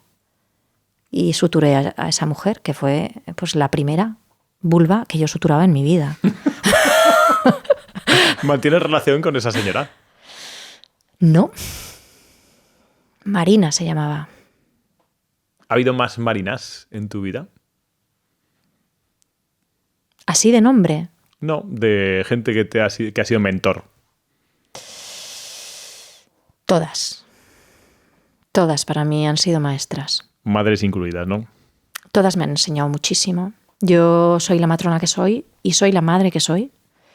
Y soy la mujer que soy a día de hoy gracias a las mujeres que me he cruzado en mi vida. Gracias a esas mujeres que se han puesto en mis manos, que me han elegido, que han confiado en mí, que se han acercado. De todas ellas he aprendido muchísimo. ¿Y acabas ese peregrinar por Perú? ¿Cuándo vuelves a España? ¿Cuándo eres matrona? ¿Cómo fue? Pues yo vuelvo, de repente, o sea, va a sonar aquí como súper esotérico, pero... Dale. Pero me da igual. Yo de repente tengo un sueño. Va. Y me despierto en esa chakra de esta mujer una mañana porque he soñado que viene a mí una niña y me dice: vas a tener hijos, somos tus hijos y te estamos esperando en España. Y yo despierto como, ¿qué he soñado? Y entonces lo hablo con esta mujer y de repente siento el impulso de volver, ¿no? Yo llevaba ya casi 3 años y le digo, me tengo que regresar. Y yo llego en enero de 2010 y me quedo embarazada por casualidad en agosto de 2010. O sea, unos meses después, ¿no? Y me quedo embarazada de alguien que se dedica a maltratarme psicológicamente, alguien a quien de repente le tengo terror a lo largo de los meses. Y porque decidí intentar formar una familia, me quedé embarazada una noche, sin más. Y a los 5 meses me voy a vivir con él, intentando, adquiriendo esa responsabilidad de, venga, vamos a intentar formar una familia por este bebé que viene, ¿no? Y me encuentro en una espiral de maltrato muy heavy. Y decido que yo quiero ser matrona. Empiezo a, nada más llegar a España, se corre la voz de que yo he atendido partos, de que soy partera, que tengo formación como doula. Y de repente se corre la voz y empiezo a atender partos pues en pueblos o de gente que no van a asistir ninguna matrona. Bueno, un poco esas personas, sin más, ¿no? Que tienen una idea de hacer una especie de parto autogestionado, porque en realidad yo siempre soy muy sincera, yo no soy matrona, yo no te voy a acompañar como matrona, ¿no? Yo tengo formación en partería tradicional. O sea, tú alucina que estás en la selva, ¿vale? Y pro. Y entonces de pronto me doy cuenta de que yo me quiero morir de esto. O sea, es mi vocación desde los 16 años y no la voy a dejar pasar, ¿no? Y de repente, estando embarazada, me doy cuenta de que este señor se va a cargar mi carrera profesional y todo aquello con lo que yo soñaba desde niña, ¿no? Y entonces me apunto a una academia online y empiezo a estudiar todo lo que puedo, pero doy a luz por cesárea en mayo de 2011 y el maltrato cada vez se incrementa más. Esto que muchas mujeres además conectan con este sentir, el terror cuando escuchas la llave entrando en la puerta, ¿no? Y ahí empieza un periplo en el que en septiembre de 2011 yo huyo con mi bebé a casa de mis padres, dejo una carta y me marcho. Y en casa de mis padres les digo, no voy a dar explicaciones, no os voy a contar lo sucedido, solo necesito que me ayudéis a sacarme esta oposición, ¿no? Este examen, que lo tengo en enero y que hay que estudiar toneladas, ¿no? Y mis padres, que son tan bien mandados y que me quieren tantísimo, no hacen preguntas y se dedican a cuidarnos, a Lorenzo, mi hijo mayor, y a mí. Y yo consigo sacar 12 horas de cronómetro al día para poder estudiar. Y saco el número 64 de 18.000 personas que se presentaron aquel año. Sí. Aquello fue de las mayores hazañas que he hecho en mi vida. De tu vida. Fue maravilloso. Ese tiempo de estudio, o sea, es que me empoderó muchísimo, me sentí increíble, ¿no? Seguí dando teta a mi bebé, ¿no? Durmiendo, haciendo colecho y me unió muchísimo a mis padres. ¿Qué consejo le darías a una mujer que está sintiendo el terror cuando escucha la llave? Que busque ayuda para salir. No se puede salir sola. Es muy, muy difícil. Sí. Sobre todo ayuda no solamente profesional, sino de red social. Porque muchas veces esta gente te aísla de tu entorno, te quita amigos, te separa de tu familia, porque es clave en el maltrato, ¿no? Que acabes completamente sola. Y además ese maltrato es un secreto. O sea, nadie lo sabe, y nadie se lo imagina. Este hombre es un encantador de serpientes. Es un tipo, bueno, que gracioso, creativo, original, con un don de gente, es tremendo. Nadie se imaginaría esto, ¿no? Y lo que pasa es que, bueno, gracias a Dios, pues esta gente con los años acaba descubriéndose, ¿no? Uh-huh. Esto fue Lorenzo tiene ahora 13 años y medio. Sí. Y este año, justamente, acabamos con hace 11 años, cuando yo me volví a quedar embarazada de este señor, cuando después de sacar ese examen, volví con él me convenció para volver y volví con él. Empecé había conseguido mi plaza en Zaragoza, ¿no? En 2012, junio de 2012, y decido que esta relación que va a acabar conmigo, ¿no? Y entonces descubro que estoy embarazada, de nuevo, no sé cómo. Pero en junio estoy embarazada de 3 meses. Y entonces digo, no sé cómo, pero tengo que salir de aquí, ¿no? Pero aún pasan unos meses más. Y un día siento esa mano, ese puño, y así levantado, y digo, me va a partir la cara y no voy a notar la diferencia entre todo lo que viene sucediendo. Aquí empiezo a notar el cambio, ¿no? Y me queda alguien en mi vida que me dice, si sigues a su lado, ese hombre te va a matar. Algún día te matará. Y consigo hablar durante una jornada laboral en ese 2012, me presento a esa plaza y en finales de septiembre, consigo hablar con una psicóloga que me conocía de hacía años y le cuento por teléfono mi situación y me dice, vente, intenta salir del hospital antes y vente. Pero yo no podía salir de casa mientras estaba él, no podía recibir llamadas, no podía llamar a nadie, estaba literalmente encerrada, solo iba y volvía del hospital, ¿no? Y consigo hablar con ella, voy en mi jornada laboral y entonces ella me ayuda a tener claro qué es lo que yo quiero y a diseñar un plan para salir de ahí, ¿no? Y bueno, pues esto va unido a mi historia profesional, por supuesto, ¿no? A día de hoy estoy muy lejos de sentir miedo por esta persona. Uh-huh. Y bueno, pues este año, en marzo, mi hijo confiesa que lleva años sufriendo malos tratos físicos y psicológicos, humillaciones, insultos. Y la última, un 8 de marzo de este año, que sufre una agresión a manos de su padre, ¿no? Dándole varias bofetadas.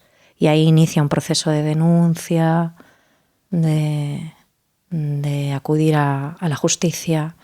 Y hace unos días salió la sentencia judicial, no solamente de familia, sino del penal. Y bueno, pues tenemos condena penal. Y lo que pide Lorenzo, mi hijo, es no verlo nunca más. Y finalmente se lo conceden. Así que, bueno, es un resultado agridulce, ¿no? Pero es bueno para él. Así que ahí estamos. Entiendo que todo esto va ligado también a tu profesión. Es decir, esto te marca como profesional, como matrona, porque ves a madres que están pasando circunstancias o parecidas o no, pero que te recuerdan. Entiendo que ha habido momentos también, igual que tu vida personal te ha marcado en tu vida profesional, que tu vida profesional, alguna historia en tu vida profesional te ha marcado también personalmente. ¿Ha habido algún momento, en algún parto, en alguna situación, alguna madre que te ha hecho cambiar el pic? Sí, varias veces. Hay una línea tan fina entre lo profesional y lo personal en mi vida. Para mí es casi imposible separar, ¿no? Pero sí recuerdo varias y una de ellas para mí me marcó.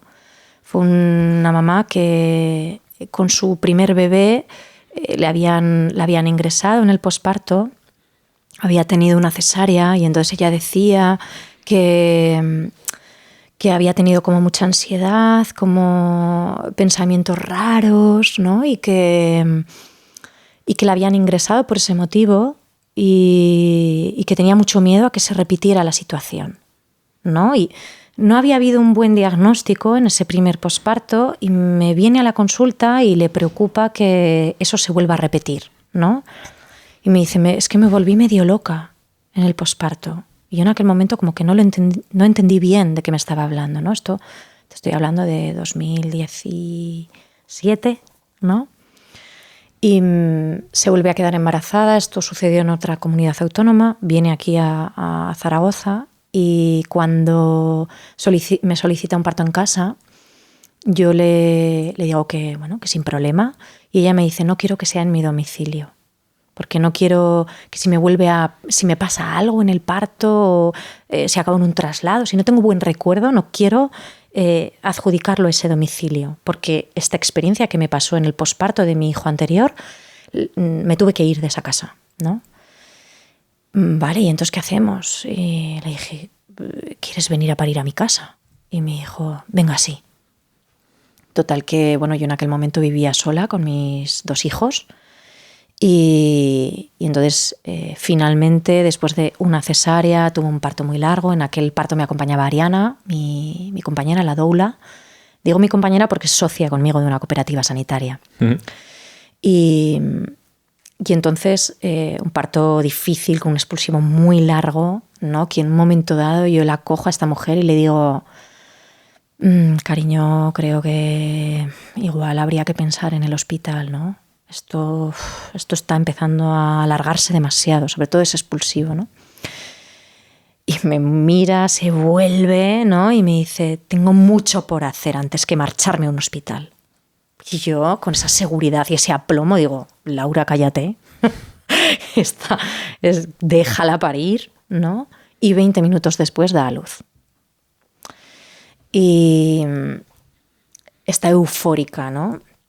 Esta mujer la veo en su posparto, da a luz en octubre y la veo, noviembre, y la veo en diciembre en un encuentro gratuito que hacemos de familias y cuenta su relato de parto, cuenta que está feliz, eufórica, ¿no? Que le ha sanado muchísimo de su experiencia anterior, ¿no? De esa cesárea.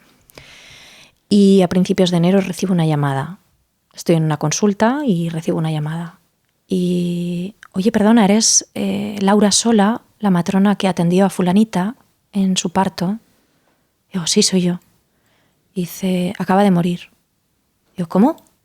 O sea, no me lo puedo creer. Hace 15 días que la he visto. Y me dice, sí, ha tenido una locura, ya no lo sabe describir, dice, y se ha lanzado por el balcón. Y a mí, de repente,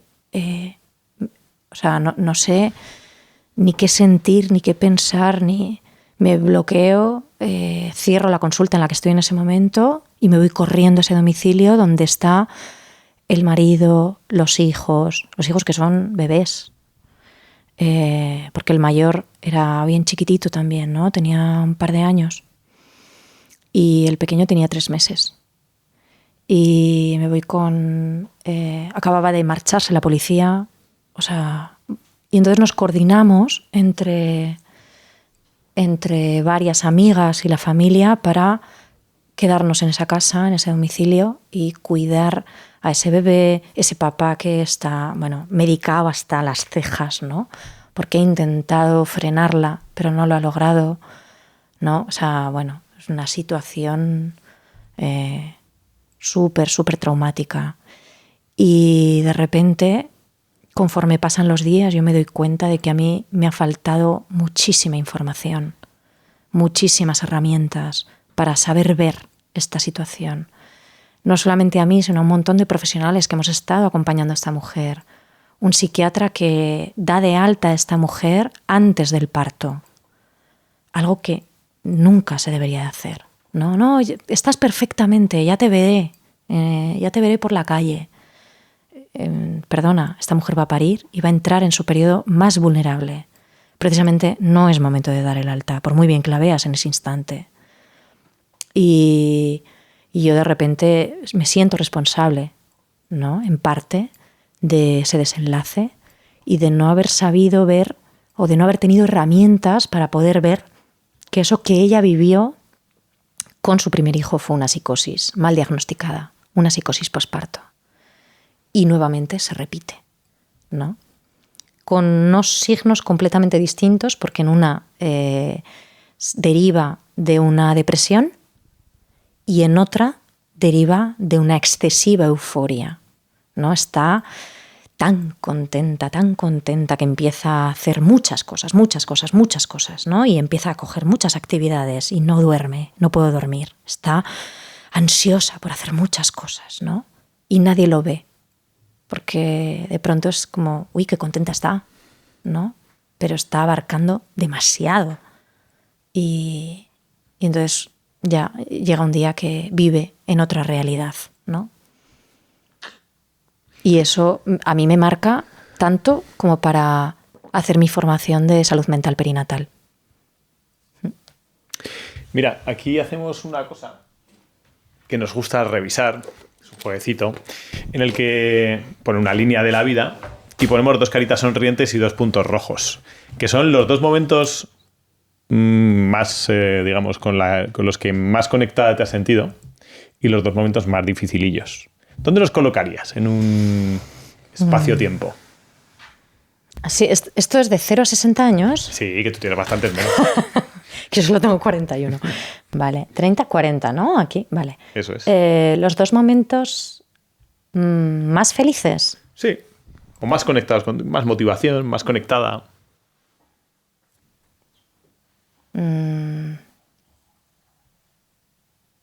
Alrededor de los 30. Uh-huh. Y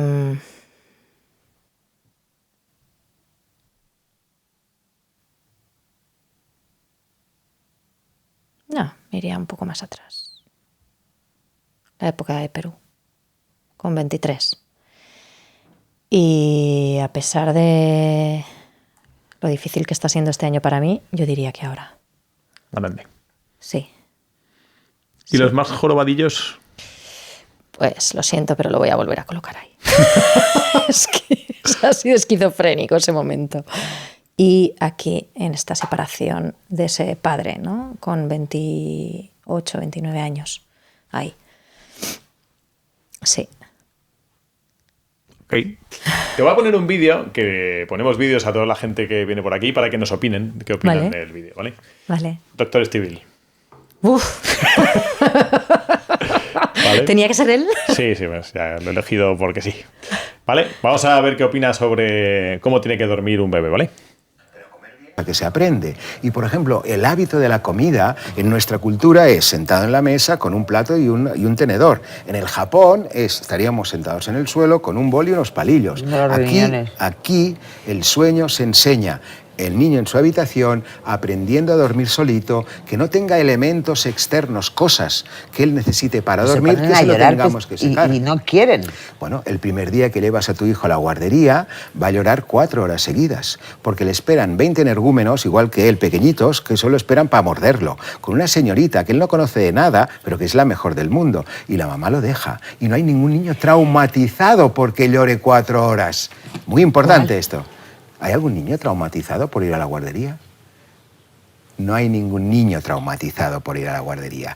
Con lo cual no hay ningún niño traumatizado si le enseñas a dormir con cariño, explicándosele. Por esto y nosotros ¿Y por decimos, qué es tan polémico el método Estivil? Bueno, solo es polémico en Internet, no es polémico en el mundo científico. Bueno, es decir, tú hablas son con 4 los fases, pediatras. ¿no? Bueno, son cuatro técnicas. Una es elementos externos que le demos al niño para dormir y que él los asocia a su sueño, sin que se los tengamos que sacar. Por ejemplo, un osito, su peluche, su chupete, y que los papás no hagamos de peluche, porque si tú estás con tu niño al lado para que se duerma, llámame peluche. tú eres el peluche de tu hijo y tú lo sabes. ¿Cómo lo ves al doctor Estivil? Ha sido demasiado todos los minutos o segundos que hemos escuchado para Pues mí. no ha sido ni un minuto. Yo diría una frase y es: qué atrevida es la ignorancia. Eso es lo primero que me viene, ¿no? Para empezar, hay varias cosas que ha dicho que me ponen el cuerpo tenso, ¿no? Llamar a unos menores energúmenos me parece ya grave, ¿no? Considerar niños, catalogar a los niños con esa etiqueta, creo que ya desde ahí no puedes acompañar a la infancia, no tienes derecho a acompañar a la infancia. Y luego hablar de trauma con tanta ligereza, para mí solo habla de la cantidad de trauma que tendrá este hombre dentro y que nunca habrá mirado. Pobrecito. Es lo primero que me viene, ¿no? Porque no hay ningún ser humano traumatizado por ir a la guardería. Discúlpame. El trauma es algo muy complejo, que tiene muchas capas, que tiene muchos orígenes, muy difícil de abordar y que no es tan fácil de estudiar, de diagnosticar, de solucionar. Se necesitan a veces muchos años de terapia para abordar el trauma de una persona. Y vamos por ahí, por la calle, todos los seres humanos con un montón de traumas. O sea, la gente, en general, el 100% de la población tiene traumas. Por diferentes motivos, por diferentes orígenes. Todas tenemos, ¿no? Y no es tan sencillo como no tienes ningún trauma por ir a la guardería o por haber dormido solo en tu cuarto, simplemente porque eres una persona funcional y tienes un trabajo y ganas dinero y tienes una casa o tienes una familia, ¿no? El trauma se manifiesta de muchas maneras. Julieta Barragán, que es una chica que estuvo por aquí con 20 años, que le diagnosticaron de autismo, porque le diagnosticaron a su padre y a su hermano de autismo, y dice, nosotros autisteamos. Hay momentos en el sábado que decimos, me voy a autistear. Y se va cada uno a su cuarto y me decía, joder, cuando me viene con el autismo, que si soy autista, ¿qué tal? Yo digo, es que hay mucho diagnóstico por hacer. Déjame, que hay mucho diagnóstico por hacer, que todos tenemos algo, que no pasa nada. A mí me lo han pillado, yo tengo autismo, sí, pero tú. Sí, es verdad, hay mucho diagnóstico por hacer. Sí. Que a nosotros nos gusta dar soluciones a problemas que hay, y aquí hay un problema que es grave, que es la falta de matronas. Si tú fueras, ojo lo que te voy a decir, presidenta del gobierno, ¿qué harías para tener más matronas? Pues yo es que aquí es un tema polémico, porque estamos justo las matronas con esta discusión, ¿no? Pero yo, para empezar, crearía un colegio independiente de matronas, porque ahora mismo las matronas estamos dentro del colegio de enfermería y somos una profesión completamente distinta, y crearía la carrera profesional. Carrera profesional de matronas, independiente, completamente independiente, que evidentemente tiene que tener conocimientos enfermeros, pero que debería de ser una carrera profesional como ya lo ha sido y la hemos perdido. Ya era una carrera profesional ser matrona. O sea, ahora es enfermera especialista en ginecología y obstetricia. Y entre paréntesis pone matrona en el título. Pero antes éramos exclusivamente matronas y teníamos una carrera profesional. Se iba a la universidad y se salía con un título de matrona. No eras enfermera especialista. ¿Esto es hace no mucho o hace décadas? Era la época de la República. En la República. Anterior a la Guerra Civil, digamos. Sí. Digamos que la época franquista se cargó eso, ¿no? Porque vino el poder médico y empezó a darse cuenta de que las matronas tenían mucho poder, ¿no? Eran mujeres a las que la población hacía mucho caso. Y eran mujeres sabias que manejaban muchos conocimientos, que acompañaban a las familias en procesos importantes, que tenían un estatus, vamos a decir, ¿no? Y entonces empezó a los médicos, ¿no? Que estudiaban en hombres en general, porque eran los que tenían acceso a la universidad. Esto lo explica muy bien el libro de Historia de las matronas en España. ¿Se llama así el libro? Se llama así, Historia de las matronas en España. Y es bellísimo ese libro, ¿no? Yo, a cualquiera que quiera saber un poco del tema histórico, político, porque está todo. Tiene todo que ver, ¿no? Es un tema muy patriarcal, ¿no? Porque somos una institución femenina y entonces se decidió quitarnos ese poder, ¿no? Esa autonomía, esa independencia y convertirnos en auxiliares de médicos, ¿no? Y entonces empezamos a ser parte de esos practicantes que había antes, que luego se convirtieron en enfermeros, ¿no? Ahí no me sale ahora el nombre de esta matrona, que es la autora de este libro. Pero ahí está súper bien explicado. No voy a hacer spoiler. Que lo que decía aquí el doctor Estivil, ¿hasta qué momento es bueno dormir con tus hijos? Porque ¿hasta qué momento es bueno ser el peluche de tu hijo o tú el peluche de...? Pues normalmente lo vas notando, ¿no? Que hay un momento madurativo, creo que para cada peque es diferente, ¿no? En cada familia es diferente. Yo noté el de mis hijos alrededor de los 5 años, más o menos, ¿no? Alrededor de ese momento ya empecé a sentir que necesitaban autonomía, que necesitaban adquirir autonomía con tener su habitación propia, con tener su espacio, con tener unas rutinas, ¿no? Hacerse un poco cargo de esto. Y eso que aún estuve como un año, hasta los 6 o así, acompañándolos hasta que se quedaban dormidos, ¿no? Y luego ellos sabían que yo me iba a quedar ahí y luego me marchaba. Hay peques que antes, hay peques que a lo mejor después. Creo que son procesos madurativos que hay que tener en cuenta de forma individual. ¿Y qué les da a los peques el que duerman sus padres con ellos? Seguridad, confianza, sentirse queridos, no sentirse solos en el mundo. Es que al amor nadie se malacostumbra. A lo contrario, sí, ¿eh? Sí. Desgraciadamente es así.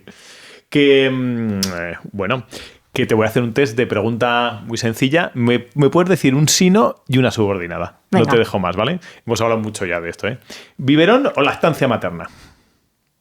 Lactancia materna. Una subordinada. ¿Cómo una subordinada? Una frasecita más.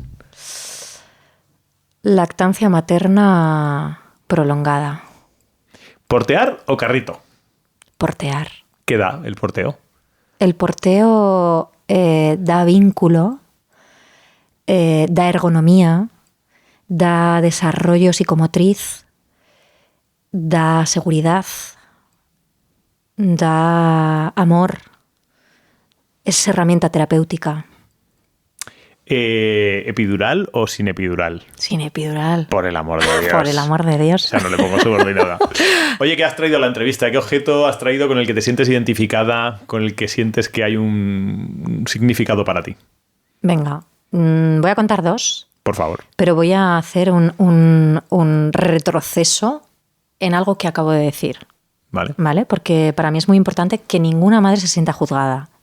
Y es, yo elegiría sin epidural, y eso que me la puse una vez con mi primer hijo, y acabé en una cesárea. Uh-huh. Pero el hecho de que te la pongas no quiere decir que seas más o menos capaz como madre. Y esto para mí es importante, ¿no? Que yo no estoy aquí para juzgar a ninguna mujer, ninguna, ¿no? Al revés, estoy para aprender. Y a veces la epidural es una herramienta potente. ¿Sí? O sea que ahí está mi subordinada, ¿no? Vale, genial. O sea, ¿cuándo es potente como herramienta la epidural? Pues en varias ocasiones. Para empezar, en situaciones de partos instrumentados, cesáreas, que no tienes que hacerte una anestesia general, ¿no? No tienes que pasar por una anestesia general. Simplemente pues, con una epidural puedes seguir presente, ¿no? O en dinámicas de lucha en las que hay un agotamiento materno extremo, una tensión en la que ese cuello del útero no termina de abrirse, esa mujer no puede relajarse y de repente pones una epidural, ¿no? En un hospital y todo va sobre ruedas, ¿no? Entonces, a veces ese avance tecnológico es maravilloso, ¿no? Y esto tiene que ver con los 2 artículos que yo he traído hoy. Sí, lo he preguntado por eso. Sí. qué listo eres. Y es que yo hay algo que digo, en los partos hay más magia que ciencia, pero a mí me gusta mucho la combinación de las dos, ¿no? De esas 2 Lauras matronas que hay dentro de mí, que una es la partera tradicional y otra es la matrona científica, ¿no? Y por eso he traído 2 elementos.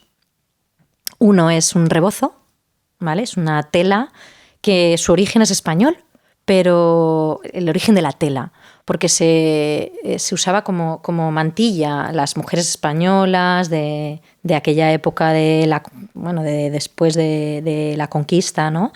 Que acudían a Latinoamérica, sobre todo se presentaban en México, ¿no?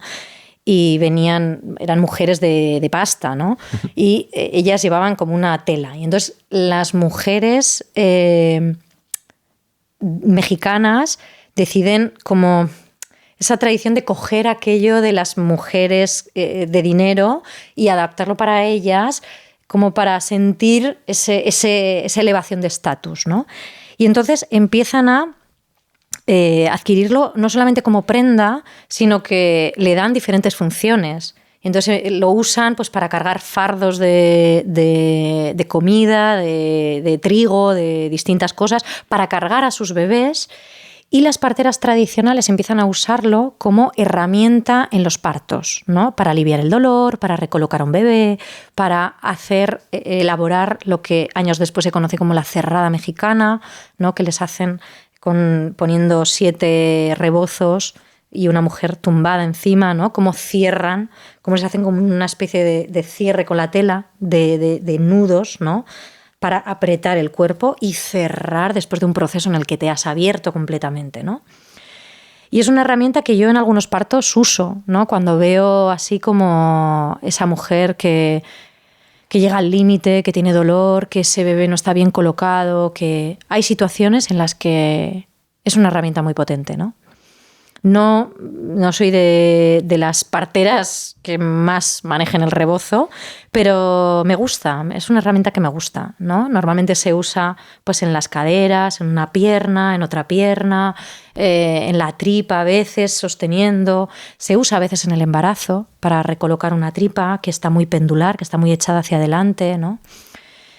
Y este es pues mi objeto de partería, ¿no? Y porque claro, en la mochila de partos hay muchas cosas, hay de todo y todo es importante, ¿no? ¿Dónde aprendiste a utilizar el rebozo? Empecé en Perú y luego aquí en España he recibido también formación, sí, en varios sitios, ¿no? En Madrid, aquí en Zaragoza hay una matrona que se llama Alina, que hace una formación de rebozo espectacular y la trajimos la Asociación Científica de Matronas de Aragón. Trajo la formación de Alina a Zaragoza en el Colegio de Enfermería y bueno, nos fascinó a todas. Es una mujer muy, muy especial que sabe un montón sobre el rebozo. Y luego el otro artículo es un Sony, que es para escuchar el latido. Entonces lleva una sonda, esto se enciende y se coloca en la tripa y se escucha el latido fetal, ¿no? Y entonces, pues una herramienta científica que usamos las matronas para controlar el estado de salud de un bebé, ¿no? Durante el parto. Y eso a ti te importa y te interesa, ¿no? Estás ahí con ese momento y es... Bueno, no tantísimo, porque las herramientas desde fuera...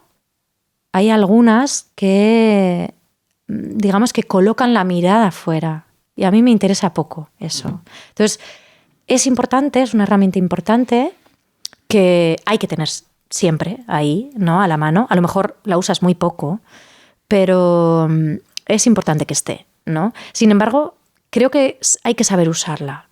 No hay que abusar de esto, porque es como que para mí es más importante que una mujer esté bien conectada con su cuerpo, bien conectada con su bebé y que sepa cómo está su bebé en cada momento, ¿no? O sea, no es todo el rato, no desde lo mental, sino desde lo corporal, desde lo instintivo, desde las tripas, ¿no? Uh-huh. Que tú preguntes cómo está tu bebé y esa mujer sepa responder, ¿no? Creo que es una herramienta para quienes no estamos embarazadas. Es una herramienta egoísta, que digo yo, ¿no? Es para que yo esté tranquila como matrona, no es para las mamás. Que aquí damos un consejo del anterior invitado al siguiente y el actual invitado le da un consejo al siguiente. Entonces, aquí estuvo un pediatra que se llama Jorge García Dins, que es... sé quién es. Es pediatra y además es experto en nutrición. Sí. Siempre está abogando un poco por conectar con la naturaleza, con vivir la naturaleza, vivir fuera de las ondas. Tiene un blog que se llama La Meteo que Viene, que si la gente sube a esquiar tiene que leerlo porque sabrá el tiempo que hace en el Pirineo. Y el consejo que te dio sin saber quién eras es, pues dijo, es muy sencillo, a mí me suele funcionar. Sé amable y da las gracias. Es decir, pero en todo en la vida. Sé una persona amable. Si cuesta lo mismo y ser amable al final te da muchos beneficios. Dar las gracias, tener gratitud. Dice, yo lo practico y me va bien. Entonces, genial. ¿Qué te parece el consejo de Jorge? Es algo que aplico habitualmente en mi vida, en mi día a día. Pero sí, ahora mismo necesito estar en gratitud. Necesito volver a esa gratitud. ¿Y qué consejo le darías o le das a la siguiente o el siguiente entrevistado? Una frase que a mí me está ayudando mucho en este momento. Lo mejor está por venir. Como yo sé quién es, me hace gracia. Genial. Que has hablado de que has tenido muchos mentores, todas las madres con las que has estado todas, pero ¿te acuerdas de los mentores más importantes que has tenido? Leoni, que fue la partera con la que yo aprendí, esa para mí es una de las más importantes. Luego también ha habido varias en el Servet, porque mi formación de matrona me dio mucha humildad también, ¿no? Y para mí Sofía, que fue mi tutora en la formación, también es una buena mentora para mí. ¿Qué consejo le darías a la Laura que dijo, papá, me voy a Perú? ¿Le darías algún consejo a esa Laura cuando tenías 20 y tantos? Sí. Que no crea que se lo sabe todo. Que tiene mucho para aprender. Eso le diría. Genial. Esto se llama morir de éxito. Por lo tanto, yo necesito una definición tuya de qué es el éxito profesional y el éxito vital para ti. Pues mira, profesional diría que es dedicarte profesionalmente a algo que le dé sentido a tu vida. Que le dé sentido. Que no sea simplemente que vayas a pasar las horas, ¿no? Y a recibir un sueldo a final de mes. Porque pasas muchas horas en el trabajo al final de tu vida. Entonces creo que es importante que le des sentido. Sea el que sea. No tiene por qué ser súper especial, ¿no? He conocido gente que trabaja en una fábrica y para ellas tiene sentido en su vida. Y a veces no tiene que ver con cuál es el trabajo, ¿no? Sino con cuál es tu actitud en el trabajo. Y a nivel vital, creo que el éxito para mí es no perderte los aprendizajes. Estar dispuesto a aprender, a seguir aprendiendo siempre. Y a aceptar cómo es la vida y cómo vienen las cosas, por muy duras que sean, ¿no? Que a veces está arriba, a veces abajo, a veces en meseta. La vida es no siempre justa, no siempre bonita. Simplemente es. Aceptar eso. Para mí es éxito vital. Leía de una psicóloga un libro que me leí hace un tiempo, que la gratitud te cambia físicamente y cognitivamente a mejor. Cuando das las gracias y cuando recibes gratitud también te cambia fisiológicamente y cognitivamente. Por eso te doy las gracias por venir al podcast. A vosotros. Te lo agradezco infinito. Pero te pregunto la última pregunta. Venga. ¿A quién es la persona que más gratitud le debes en tu vida? Vas a flipar. Flipao. Hay varias. A las personas que más daño me han hecho. A esas. Esas han sido grandes maestras y maestros. A esas les debo toda mi gratitud. He aprendido muchísimo del padre de mis hijos mayores, de una mujer que me denunció, del padre de mi última hija. De las personas que más daño me han hecho en mi vida. A esas. Eternamente agradecida. Laura Solá, gracias por venir a Morir de Éxito. Te lo agradezco infinito. Gracias a vosotros. Un besito.